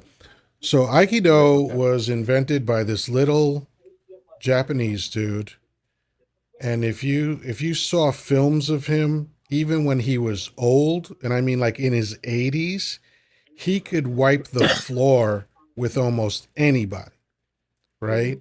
And so guys like that, those are the guys who, as powerful as Bruce Lee was, as brilliant as Bruce Lee was, he would have never beaten those guys because Yeah. they just knew too much. These guys were like, they made their bones by like being in real combat. Like Royce Gracie, the guy who invented Brazilian Jiu-Jitsu, right? No, not Royce. Royce is the son. Elio Gracie, the father. He was so hardcore about jujitsu. By the way, he learned by watching it. He was like a janitor. This is almost like Goodwill Hunting, right? He was a janitor at a dojo, and he was watching martial artists do jujitsu, and he picked up all the movements, and eventually he started competing. One time, he got locked up. Somebody locked up his arm. They call it an arm bar, right? Somebody locked up his arm, Hmm. and he didn't tap out. And, if you don't tap out, the guy keeps going. So the guy kept pulling and waiting for this guy to tap out, and he refused to tap out. And Elio Gracie let this motherfucker break his arm instead of tapping out. Mm. Jeez. That's not normal. Yeah. No, That's that's not not. normal shit. So, what is your question about Steven Seagal or Aikido? Yeah, so about Steven Seagal, I wanted your take on this. So obviously he is talented, he knows the art, he's got like a ridiculous amount of black belts, right? Um, However, I've heard, and obviously I have no real expertise in the art, so this is just what I've heard from watching videos of others, is that while, yes, he knows the techniques, he knows the styles, and he is an expert in the technique and style, that he, if it were to need to be applied practically, that he may not be able to like successfully be as successful as others necessarily in the field, in terms that mostly he's more flash and style than he is any actual practicality of it. What would be your take on that? I've heard people say that, and that's completely incorrect. He Okay. he's the genuine article. Like, he was the first Westerner, the first YT Westerner to be accepted into schools in Japan, and he used to do real combat in tournaments and stuff like that. So, is Aikido the best martial arts? Probably not, because in mixed combat, all of the cage fighting and all that shit, it Hmm. generally doesn't do well. That's why we know that BJJ is so good, because most of the people that win in real combat are those practitioners or wrestlers, right? Wrestlers tend to do very well in mixed martial arts. But in terms of a self-defense, if you're being attacked, it can definitely work. And Steven Seagal was at the highest levels of that art. So, people can say whatever they want, and a lot of it is conjecture. Even what I'm saying is conjecture. But I have a feeling if Steven Seagal, even now at his age, were to be attacked on the street, that he would fuck the living daylights out of whoever went at him. Isn't he himself a sensei or something like that as well? I'm sure he was, yeah. Yeah, I mean, he was hired by a sheriff's department, at least one, it might have been several, but to train the police on how to subdue people using Yeah. Aikido techniques. Well, and I guess to compound on what Jessica is saying, there's a lot of recent internet slop coverage, whatever you want to call it, about his form of um, karate, if you will. I apologize, but like there's like they show like recent videos of him deflecting people constantly, and just it's more of like an art form than it is any kind of actual combat. And a lot of what's said is, oh well, look, this is just mystical arts nonsense that he has, and blah blah blah. And it's like, Yeah. well, yeah, in 2022, yeah, that I get it when he's performing artfully, if you will, that makes sense. But like, the man didn't come from nothing. Yeah. Well, also, this is something that people who are not in it are not going to understand. This one very important aspect of martial arts training: all the techniques that you learn, you are never going to be able to use full out, while you're training. The only time you're going to know what's real and what isn't is when you're in a real life situation, right? Because you can't just sit around breaking people's necks and breaking people's legs and arms and blasting Yeah, people in the right. face. You can't do that while you're training. Right. Again, when we get into the ring, that's another story. Um, but as a self defense, I would say Aikido is up there as a martial art. As a combat style, even though it's not the best, it's still a very strong combat style. Would you say that like even in competition there's a certain level of like tampering down that Oh yeah, force or like pulling of course. punches as There's well? rules, Okay. because you can't do everything that you know how to do. Like if you crack someone on the side of the head with your elbow, they are going to be very upset, right? And Right. and part of their face might break off, and their blood will be flying everywhere. You can't practice that on people. You can only practice Right. that on like dummies or heavy bags or makiwara boards, which is the canvas boards, to toughen up your elbows and stuff, like they do in Muay Thai. Like Muay Thai is insane. What those people do to toughen their skin up is just out of control. But like, you're never going to be able to like. One of the things that's very common with martial artists is that when we dream of fighting, we usually hit people over and over and over and again in our dream, but they won't fall down because that's our secret fear. Like, yeah, I'm doing all this great stuff in the class, but what happens in the real world? Am I going to be able to pull it off? You know? Right. Thank you for, you know, indulging my curiosity. Oh, of Sorry course. for the interview. No, no, it's great questions, and obviously it's a subject that I enjoy. It's been a huge part of my life for 48 years. So I just don't look like that guy. So that's why I've developed a very strong resting bitch face so that no one will bother me. It's okay. It's a great thing to be underestimated. Yeah. Yeah. But the thing is I don't want people to be tempted to fuck with me because I don't want to hurt anybody, right? So I developed a tough exterior whenever I'm out in public, and I didn't know this about myself. My friends had to point this out. Like whenever I would go out with them, especially in places that I've never been to before or whatever, they were like, "Man, you look like you're gonna like you want to hurt somebody." And I was like, "Oh yeah, like that's just how I was, right?" And I've kept that. I've never changed because if people look at me and, oh, there's a fat old dude or whatever, they I'll forgive them, for thinking that. But once they see my face, they're like, yeah, maybe that's not the guy to mess with, you know. So I don't mind being underestimated for a second, but then I want people to come to their senses and be like, nah, because predators don't go for the strong, they go for the weak, right? So Well, no one's looking at me thinking, yeah, that's the guy I want to fuck with. it's kind of funny you say that because most, well, my entire adult life and most of my teenage life, being the massive individual that I am, I've kind of, I try to put on the flip side of that. I try to put on a smile, a happy face, a welcoming face.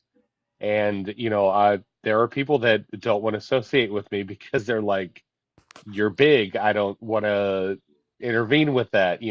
So that's kind of been my natural defense is just existing, I guess. Yeah, Well, I went yeah, the when other you're as route. big as a fucking Yeah. Sasquatch, you gotta seem Yeah. friendly. Yeah. Well, and I know I've probably said it on a live before. A couple years ago, there was a guy that wanted to get out of his Challenger, and he was gonna teach me a thing or two about driving or something. And when he got out and I got out, he looked up at me and he was like, "Yeah, that's what I thought." And he got in his car and drove off. I was confused because I was like, "Wait, what just happened?"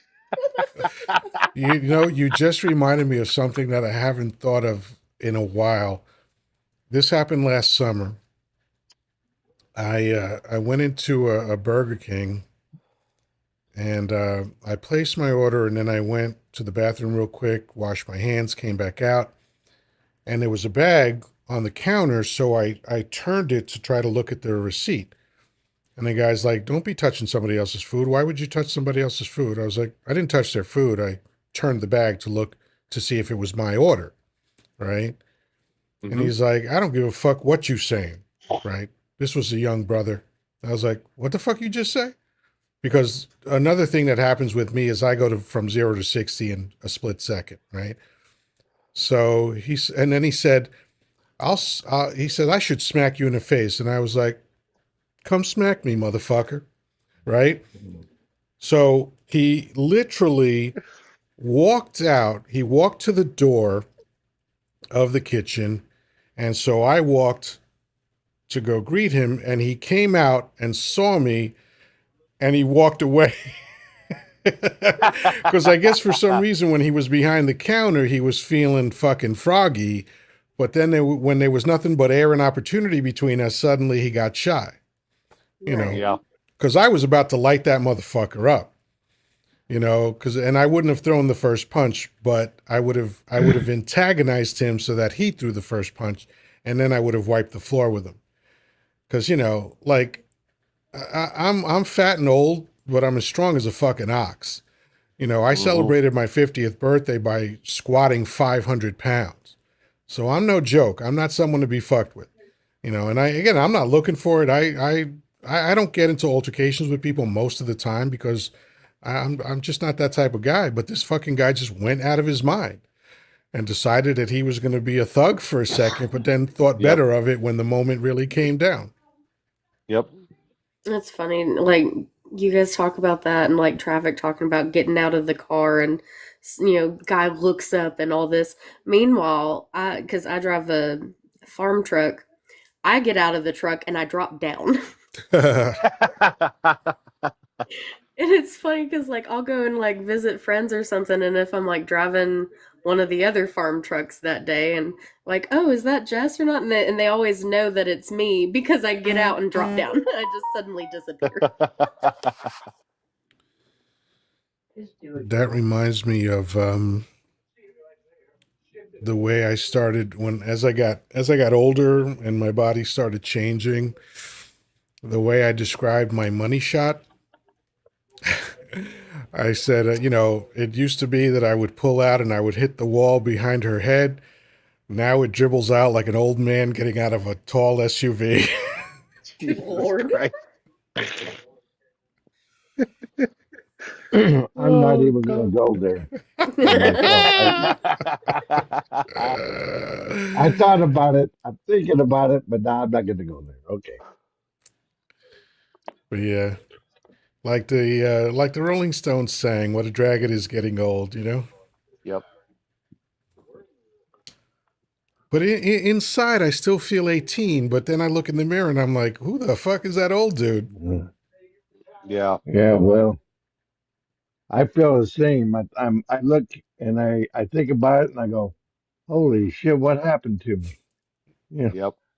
I just get out of bed and I tell you what, I never ate Rice Krispie stuff, but I crack on pop more now than I ever did on my when I was younger. Yeah. Oh, that, but I'm talking about cereal. Carol. Grandma's, Well, I Grandma love said, I Carol. made that for you once. That's not what I was talking about. But yeah, she did. She did. Okay. Yeah, we weren't talking about that. I was talking about my bones. I was talking about my bones. You pass a Yeah, certain age I and suddenly started you're a doing that kid when I year was old. young, though. By the time I was like, oh man, by the time I was a teenager, every morning, the first 5 minutes of my day, because like, let's see, yeah, this must have been by the time I was like 15, because I was at that point I had been in martial arts for a couple of years, but I was also still playing, I was still playing basketball, and I was still playing soccer. So all year round, I was doing something. And the first 5 minutes of my day was me standing by my bed and cracking everything from my toes all the way up to my neck, every single Yeah, bone in my body. That's how yeah. I had to start my day to warm up to get moving.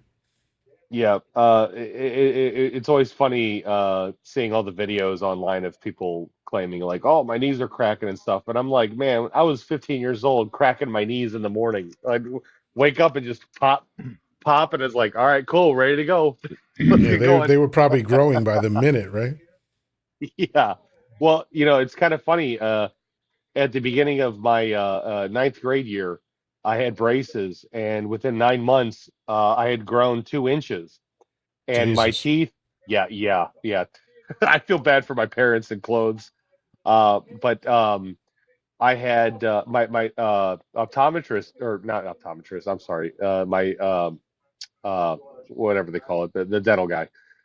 He was like, yeah, he was like, "You're the quickest person I've ever had in my entire practice that has had braces on for 9 months, and it's time for you to come out because your teeth a lot because I grew that fast."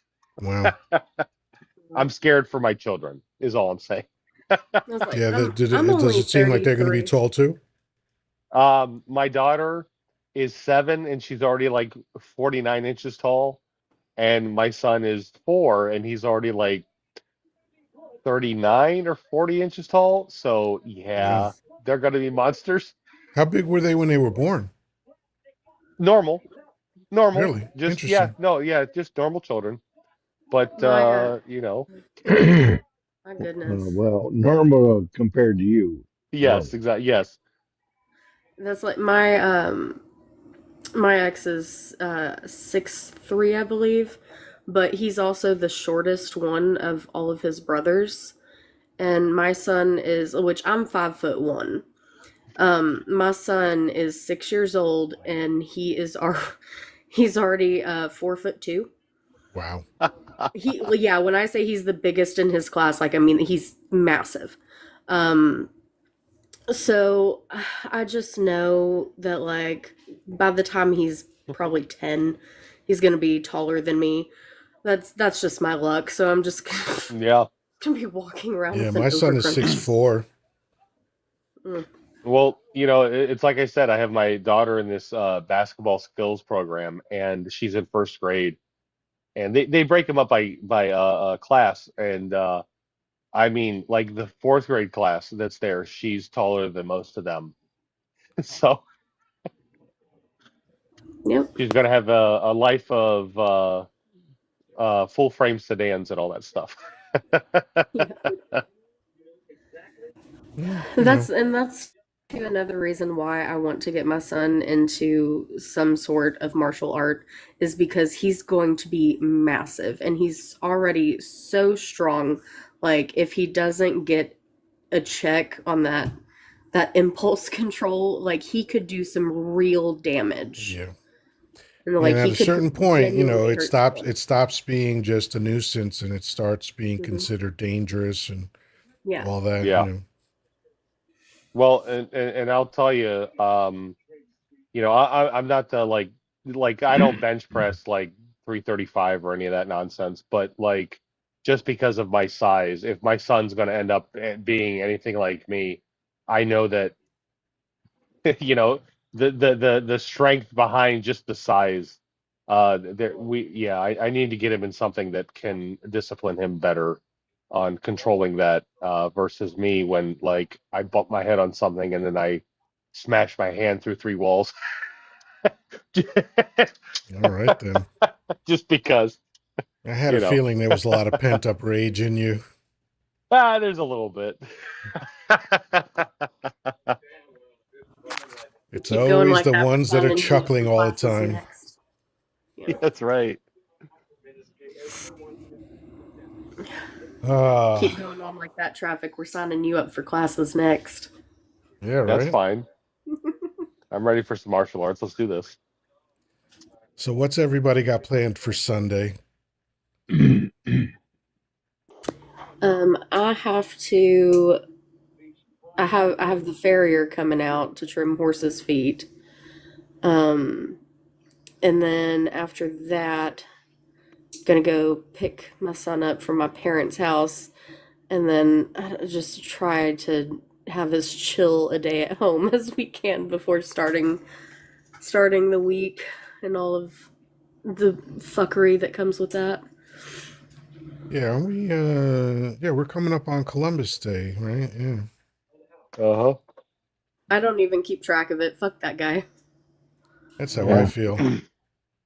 Yeah, Every my, year I do a this. post about Leif Erikson, the real Mm, explorer. Part. I don't really Jinx sent Panther powers. Thank you, Jinx. nice. I don't really care about Columbus Day because our union probably 35 years ago traded our day off for Columbus Day for the day after Thanksgiving, so we could have Thanksgiving off and then the day after. So fuck Columbus. Well, I say fuck Columbus because he was a piece of shit. He was a piece of shit, and he He wrote was it an down. That's the awful best human part. being. Absolutely awful human being. But You Yeah, know, hey, and also and he Black was Friday bad at his shopping. job. yeah, right. Well, but the fun thing about Columbus is a lot of the naysayers are like, "Oh, why are you so negative about him?" The reality is that man wrote down all of his negativity. We have Right. documented evidence of his absolute, just disgusting treatment of human beings because he wrote it down. Yeah, because he Yeah. Like, he felt that he had impunity. Because why wouldn't he? exactly. You know. Yeah, he. I remember he had written to the Queen that these people are going to be easy to conquer because they Right. were Well, I nice, mean, loving people. You know. well, Right. you have to remember too, though, because the queen at the time was Queen Isabella of Spain and King Ferdinand, and those are the same ones who did the Spanish Inquisition, right? Right.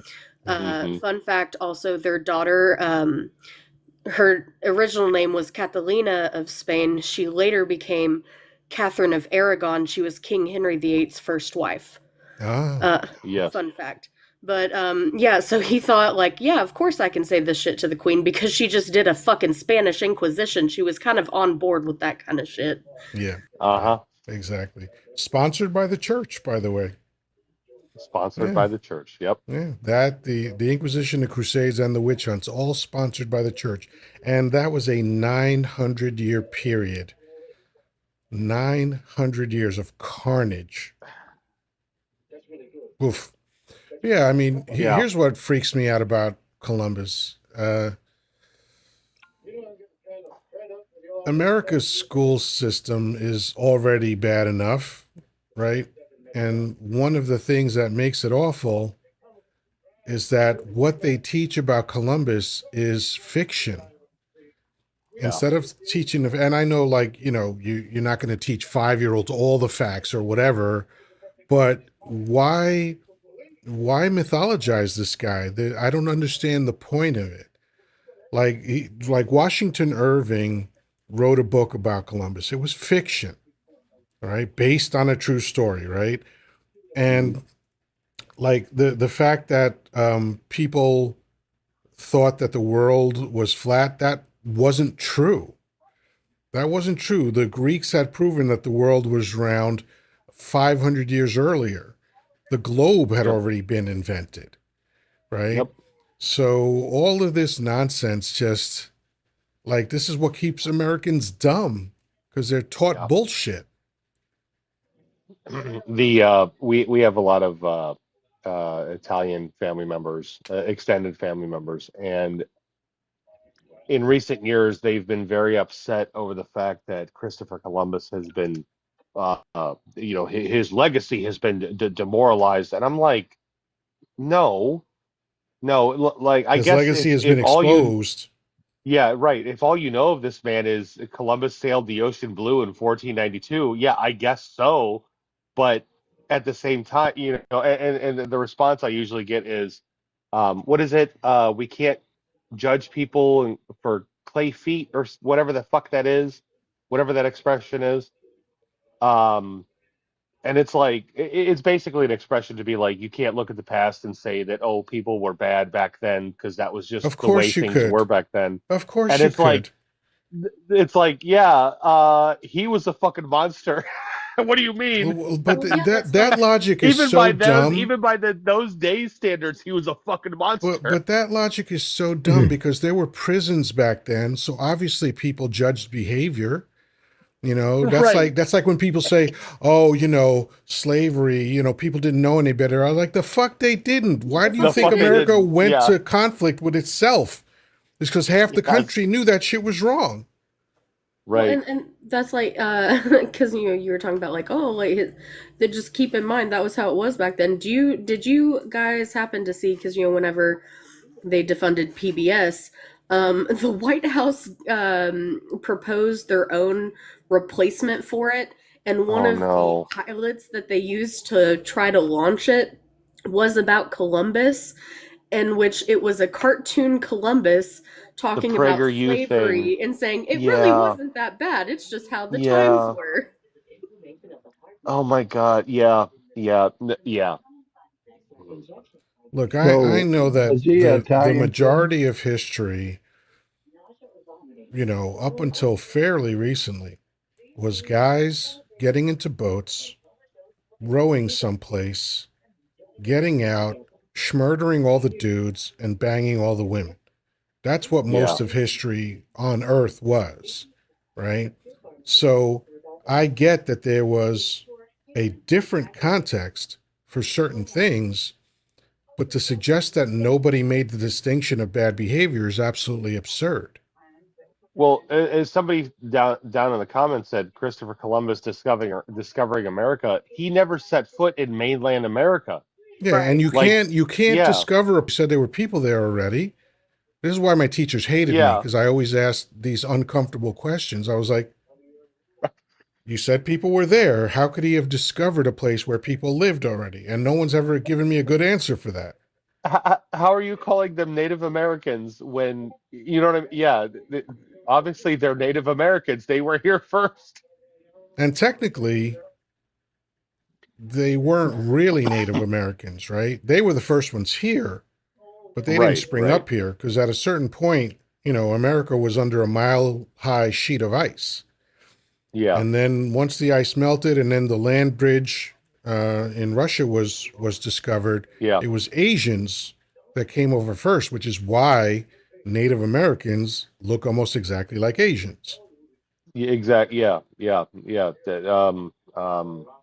What do they call that? Across the Aleutian Islands up there in Alaska. Yeah, I Yeah, mean because it's the Bering the land bridge, it was like, you know, like at a certain point every year the land bridge became stable enough for people to walk across, and that's how right, people originally came to North America.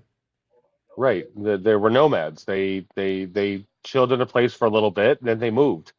You know, and to try to claim that this Italian guy who had failed multiple times coming here in the first place, and then finally getting the funding from the Spanish government to come here.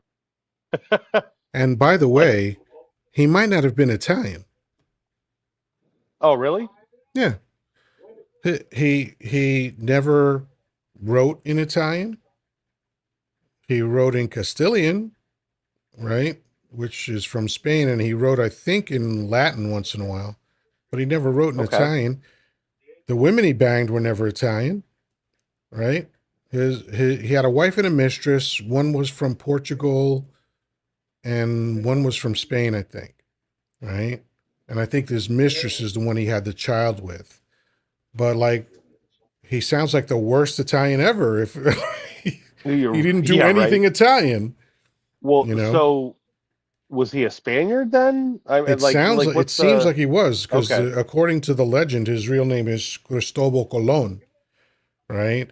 And okay, like yeah, the his father's name was Domenico, which is Dominic, right? Which is why the right. Dominican Republic is called the Dominican Republic. Columbus's brother named it after their father. Which I guess just even further, you said his name was Christopher Colon. How was that? Cristobal Colon, Okay, Colon. Cristobal Colon. Um, why are we not learning about Cristobal Colon instead of Christopher This is what Columbus? I'm You know what I saying. mean? You're Right. teaching Yeah. Exactly. bullshit to Yeah. people, and it's not necessary. Like what? Like I don't see the utility in teaching American children bullshit that's not true. And there's so many amazing Italian people throughout history, Right. that inventors and all these other people. Like, why do you need to mythologize this one guy who was a complete piece of shit? Even if he was Italian, why would you venerate someone like that? Right. I don't But get I it. mean, I don't know. I guess at least the name change. I guess makes sense because like when my family originally came through Ellis Island many years ago, our last name was excuse me, sorry. Our last name was Calandrani, and they changed it to something more Americanized. So I guess so it was easier to say, and it's like, okay, well, how many what kind of family do I have that I don't know about because our name's different and the whole thing. That happened a lot. That happened a lot at Ellis Yeah, Island. I don't yeah, know how my family escaped it. We kept our very, very German last name. They just changed the spelling by one letter. But like it's still pronounced the same and everything. And there's even a German president who has the same last name as I do. Extremely German. Um, so I don't know how we slipped through that one. Yeah. Well, people figured out a way to whitewash their history all the time. yes, Like we talked about Operation Paperclip with all the German scientists that came over here. They just took an eraser to their history. They were like, okay, you know. Hmm. yep, And one of the funniest things that I remember, there was a time when I was telemarketing. I don't even remember what the fuck I was selling at the time, but I remember that we had clients in South America. I think this might have been the compressors, the big compressors that go on top of buildings for air conditioning. And okay. we had some like clients and affiliates in South America. And when you would call them, you would hear names like, Jose Schwimmer. It was always like, it was always a Spanish sounding first name and a German sounding last name. It was so funny.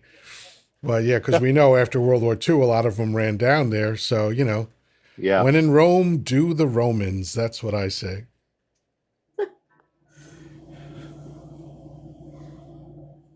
You're welcome, Kim. I appreciate the question.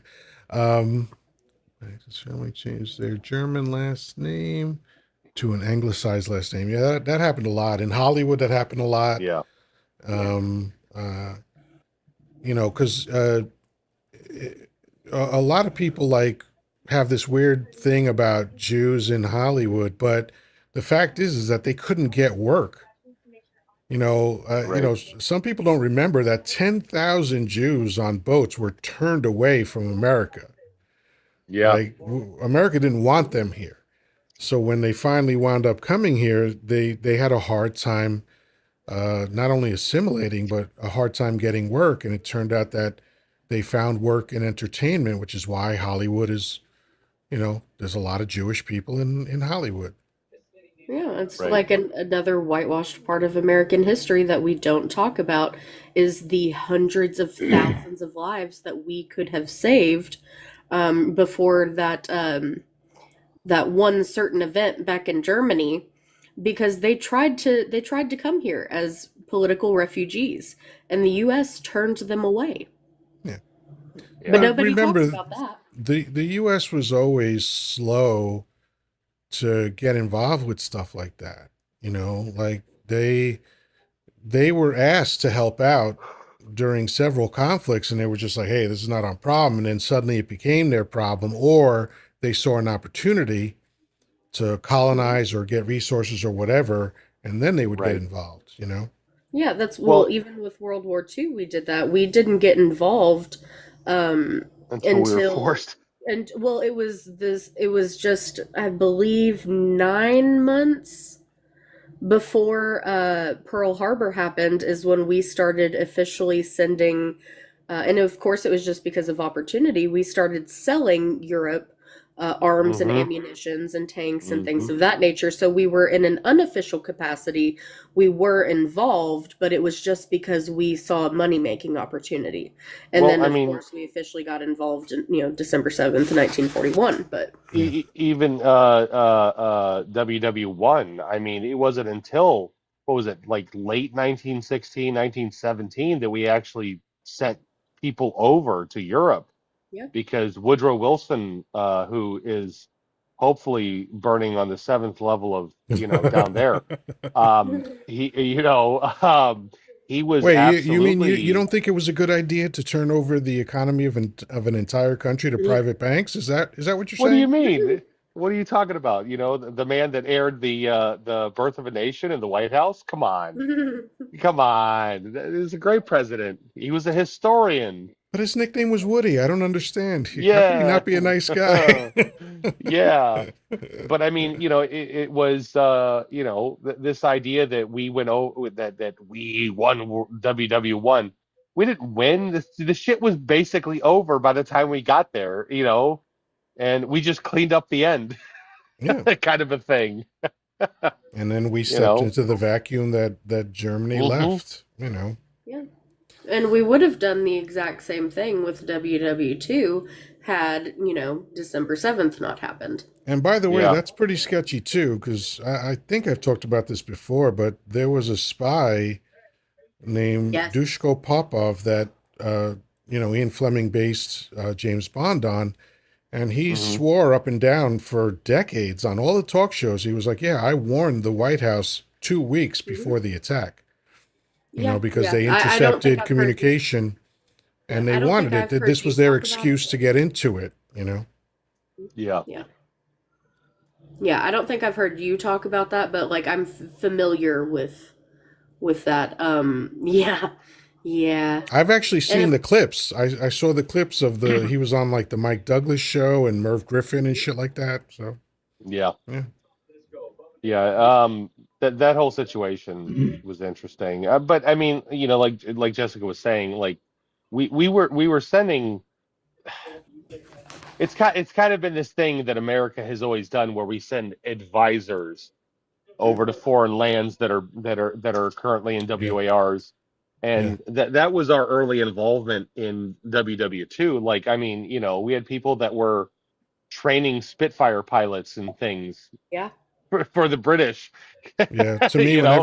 whenever I hear American advisors, I think next colonization. That's what Yeah, I think every yeah, time.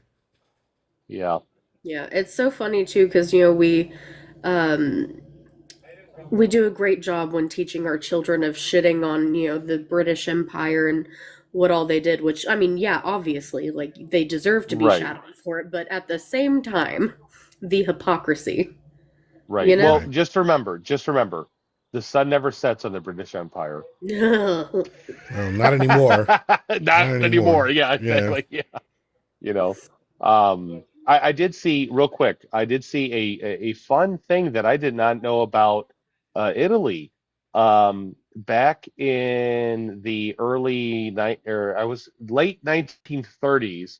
Apparently, Italy had sent troops down to like Ethiopia, Somalia area in Africa, and tried to like expand their empire down there, which did not work out well for them at all, and kind of led to their downfall when America was like, "Hey, Italy, we're showing up.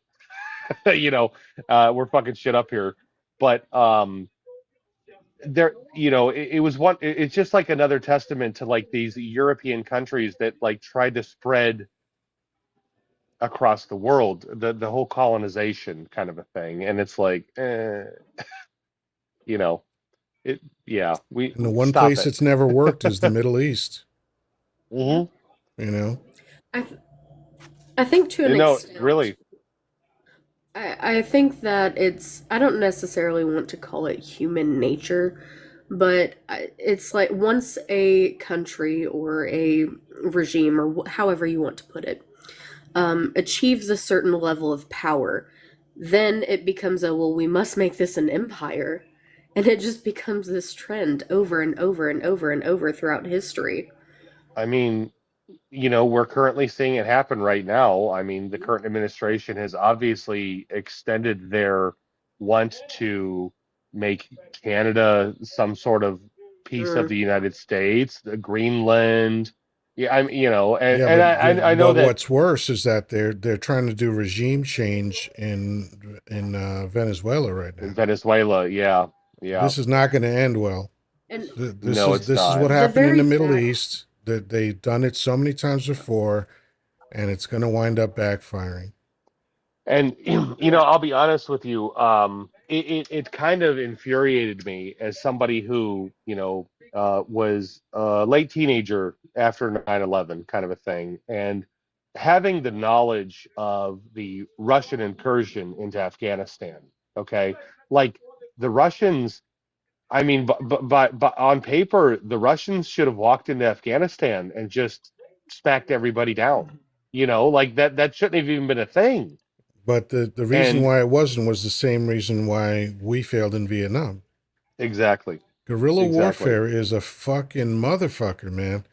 You know, Yeah, especially when when you yeah, got people that know the terrain mhm, and they know how to maneuver, and they are not fighting for an ideal. They are fighting for their lives.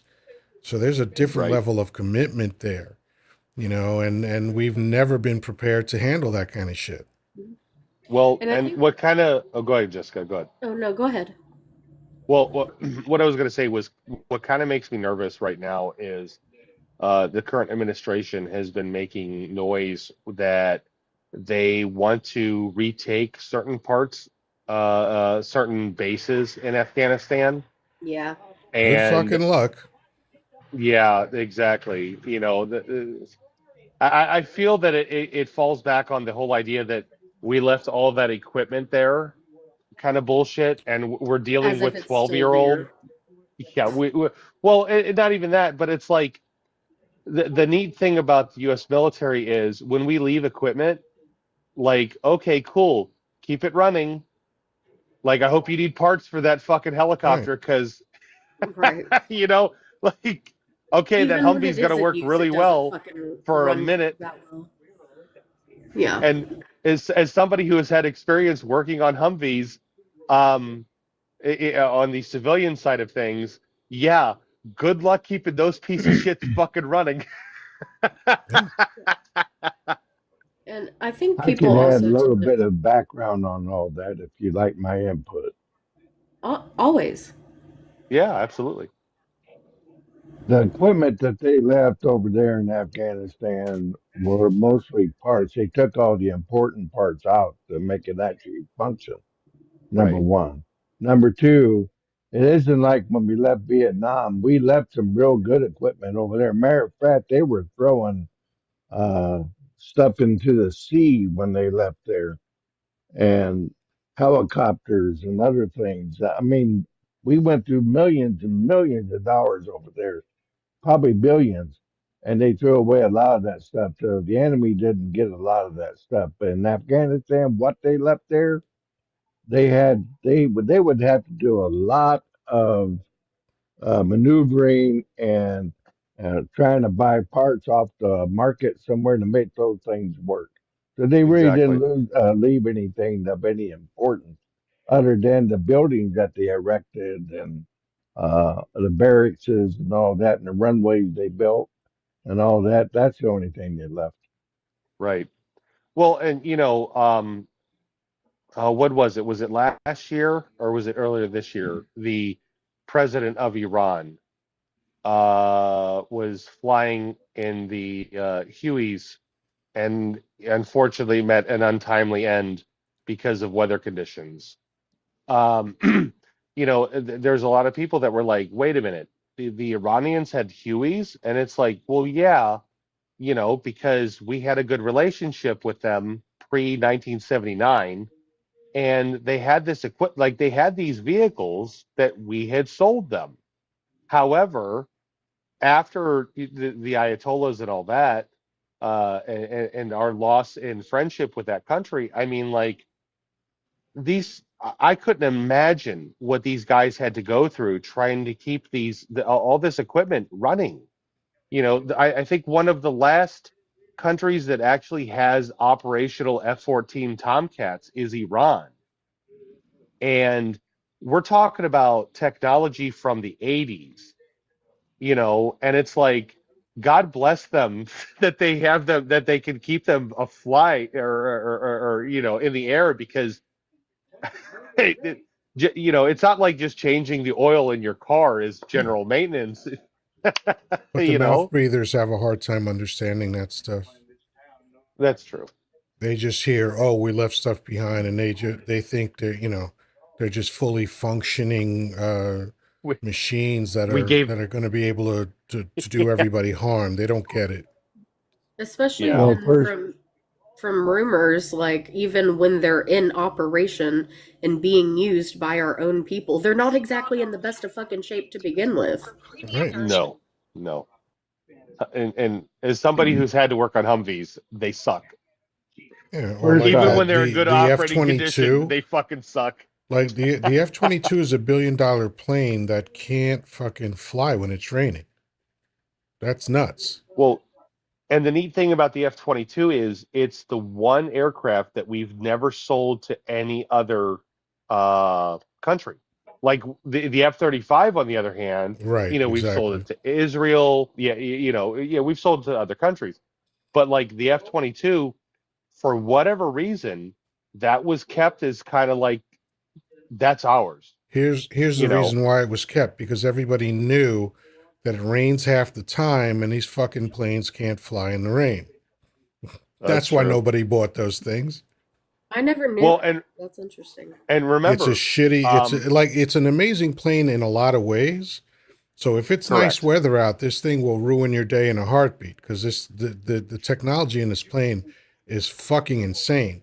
The turn radius is like nothing else that's in the Yeah, sky except for the F-35, because the way they did the engines, they made the backs of the engine pivot so that yeah, correct. it could complete a turn radius in a way that no other plane could do, almost defying physics. Well, and I won't even get into the Pentagon on 9/11. But anyway, right. No. the Exhaust the vectoring. problem Yes. was something in the design made it so that it was first of all, it couldn't stay in the air that long. So for close air support, it was useless. And if it was raining, something about the intake or something like that it didn't work well in the rain, which is nuts. Well, I don't know if you remember, we had lost a B2. Um, I don't know, it was like 10 years ago or something like that. But did someone leave the It keys in was it? How the stationed. fuck do you lose a beep too? Well, what I mean lost is it crashed, is what I'm Oh, saying. gotcha.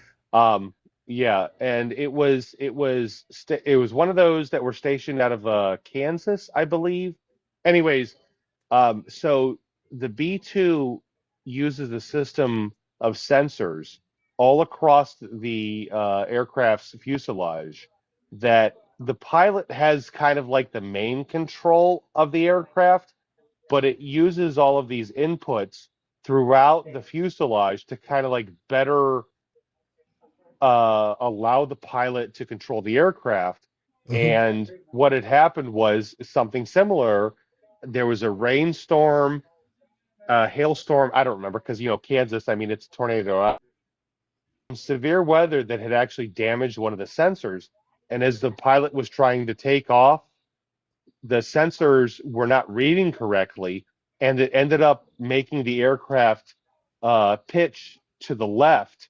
And he ended up losing control. Luckily, the pilot, co-pilot were able to eject, but the aircraft ended up, hitting the ground shortly after takeoff because of something as simple as water intrusion into one of the lateral sensors on the aircraft. And it's like, okay, oh shit, that's not good.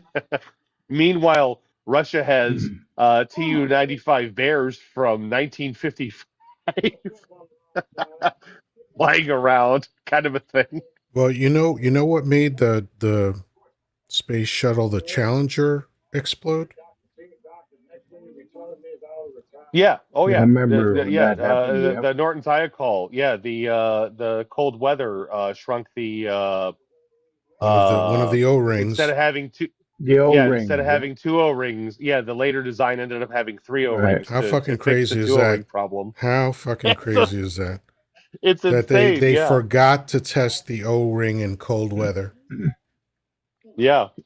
And I remember watching it. Now what I saw as a kid, it was like a dramatic representation of what happened in court.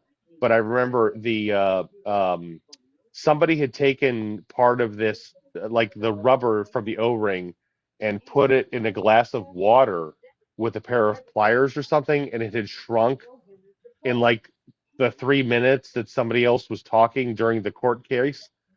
And like when they pulled it out, they were like, "Look, this is the failure point," and that kind of led to the whole redesign of the booster engines on the space shuttle. That's why there were, and I think, and listen, as somebody who's absolutely a layman when it comes to that, I think it's kind of funny though that they were like, "Oh, let's just add a third O-ring," instead of completely redesigning the booster rockets. They were like, "Ah, we'll just put a third one in. That's fine." Could we run away Because space isn't more? cold. Yeah, right. So with the first two fail, fuck it, we'll put a third one in. But this reminds me of the myth of Icarus. Like sometimes, you just try to get too much too soon, and Yeah. you wind up being humiliated, and people lose their lives just because, like, listen, what humans have achieved in terms of being able to manipulate their surroundings is absolutely phenomenal, but a lot of that achievement came at a price, man. Like, we It forget did. about all the rockets that explode, and, all the test pilots that just are a hole in the ground. Shit Yep. is crazy, man. But yeah, like you would think that some place like NASA would have every millimeter of everything down pat, but it was a fucking O-ring. Yeah. Wild shit. Well, and I don't know if you've heard recently.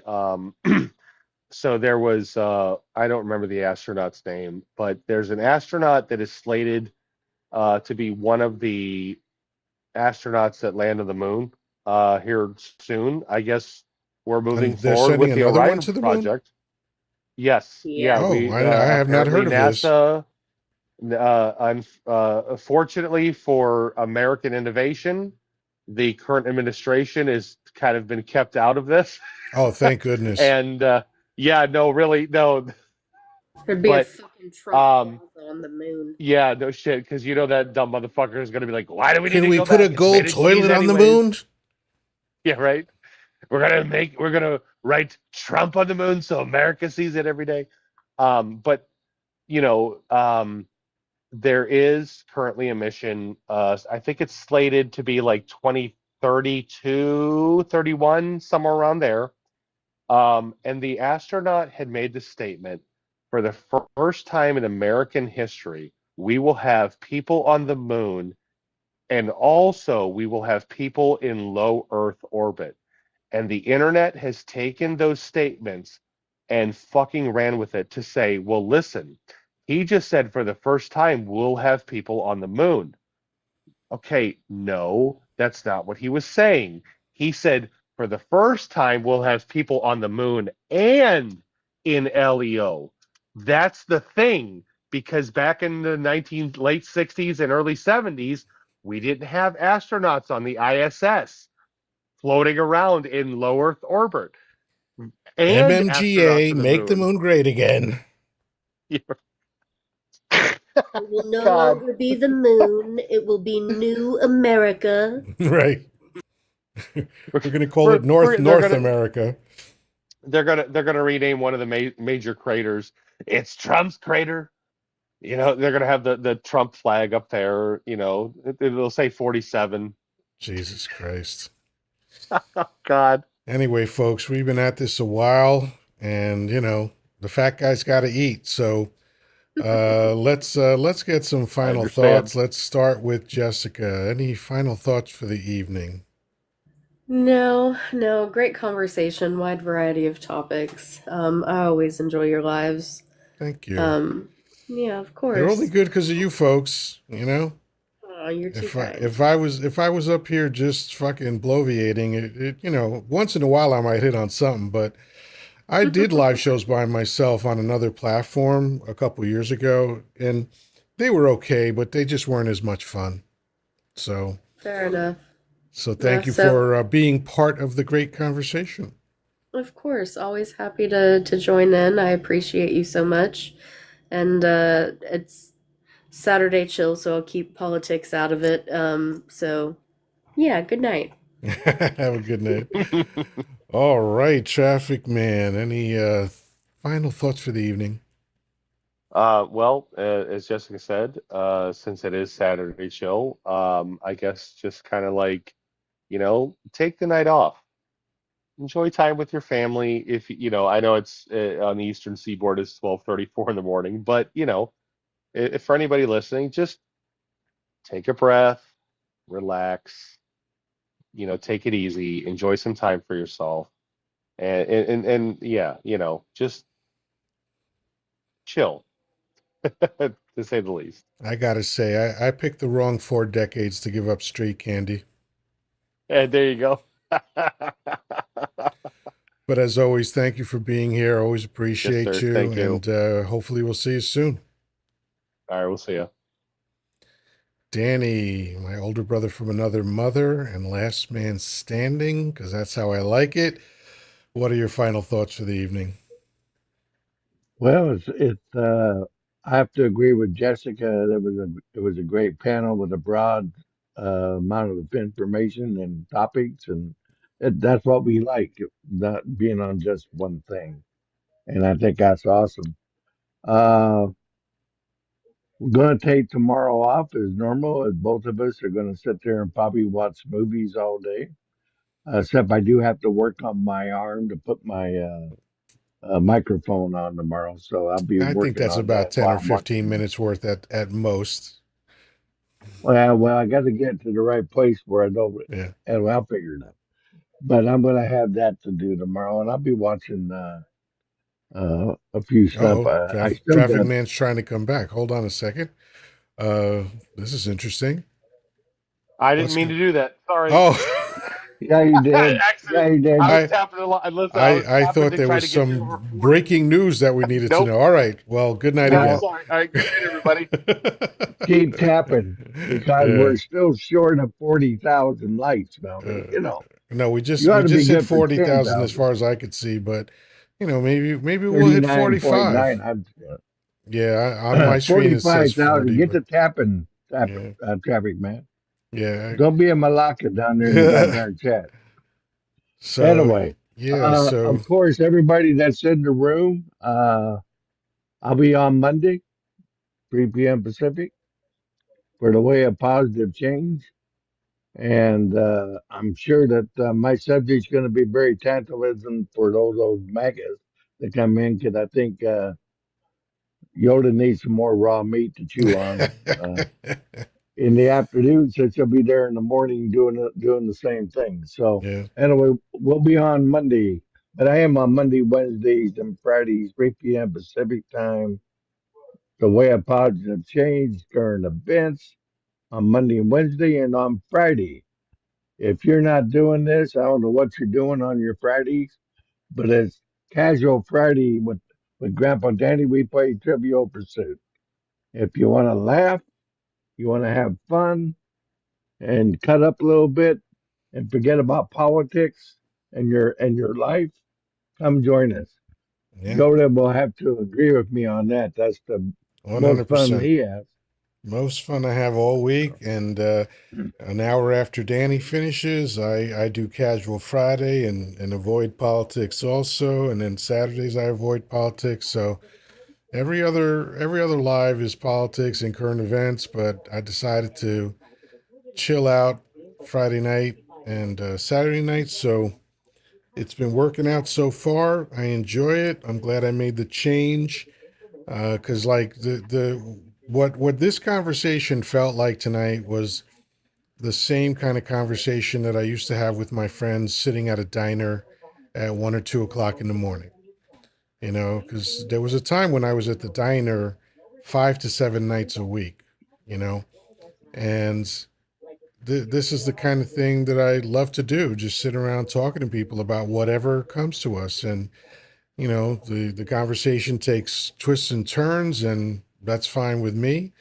And if it gets any place I don't want to go, I could just say, hey, let's talk about something else. But, which used to Yep. happen at the diner too, So this is great for me. This is part of the reason why I don't feel lonely ever, is because like this is like my virtual gathering with my friends. The only thing that's missing is the diner, and I don't mind that so much. I'm fat enough as it is. So yeah, folks, I have to That tell you, is you, fun. you gotta you gotta follow Danny. You gotta check out his live shows. They're phenomenal. I do my best to be at every single one of them, and even on a day like today, where or like yesterday rather, where I went morning and then I did Danny's for 3 hours, and then I did another one of mine at night. I'm happy to do it, man. It's a fun thing. So with that, my friend, I hope that the text messages from the drama queens stops. No But more. No, not I'm right sure now. we'll chat tomorrow. I might watch films tomorrow, or I was thinking of finally trying to set up my TikTok shop, because again, I'm getting to the point where I'm kind of desperate to try to make money online so I don't have to go back to work. So I was thinking, I signed up for the TikTok shop months ago and never set it up. So maybe I'll do that tomorrow. There you go. Well, anyway, you have a good rest of your evening and enjoy yourself. And I hope to hear from you tomorrow, You sometime got it. tomorrow. All right. Talk to you soon. Have a great night. All right. Love you, brother. Love you. All right, folks. We got another one in the hopper. Yoda Live, Monday through Saturday, 10 a.m. and 10 p.m. And I'll probably keep that schedule until at least the end of the year. And then we'll see what happens from there. But, I have a feeling that the way this shit is going, I'm going to be fighting as much as I can, as hard as I can, for as long as I can, but hoping for the best, but expecting the worst, quite frankly. But that said, thank you for joining me on another chilled out Saturday evening. I hope you had as much fun as I did with this conversation that we had. And I will be off tomorrow, but Monday I'll be back 10 a.m. and 10 p.m. Until then, peace, love, and granola. Talk to you soon.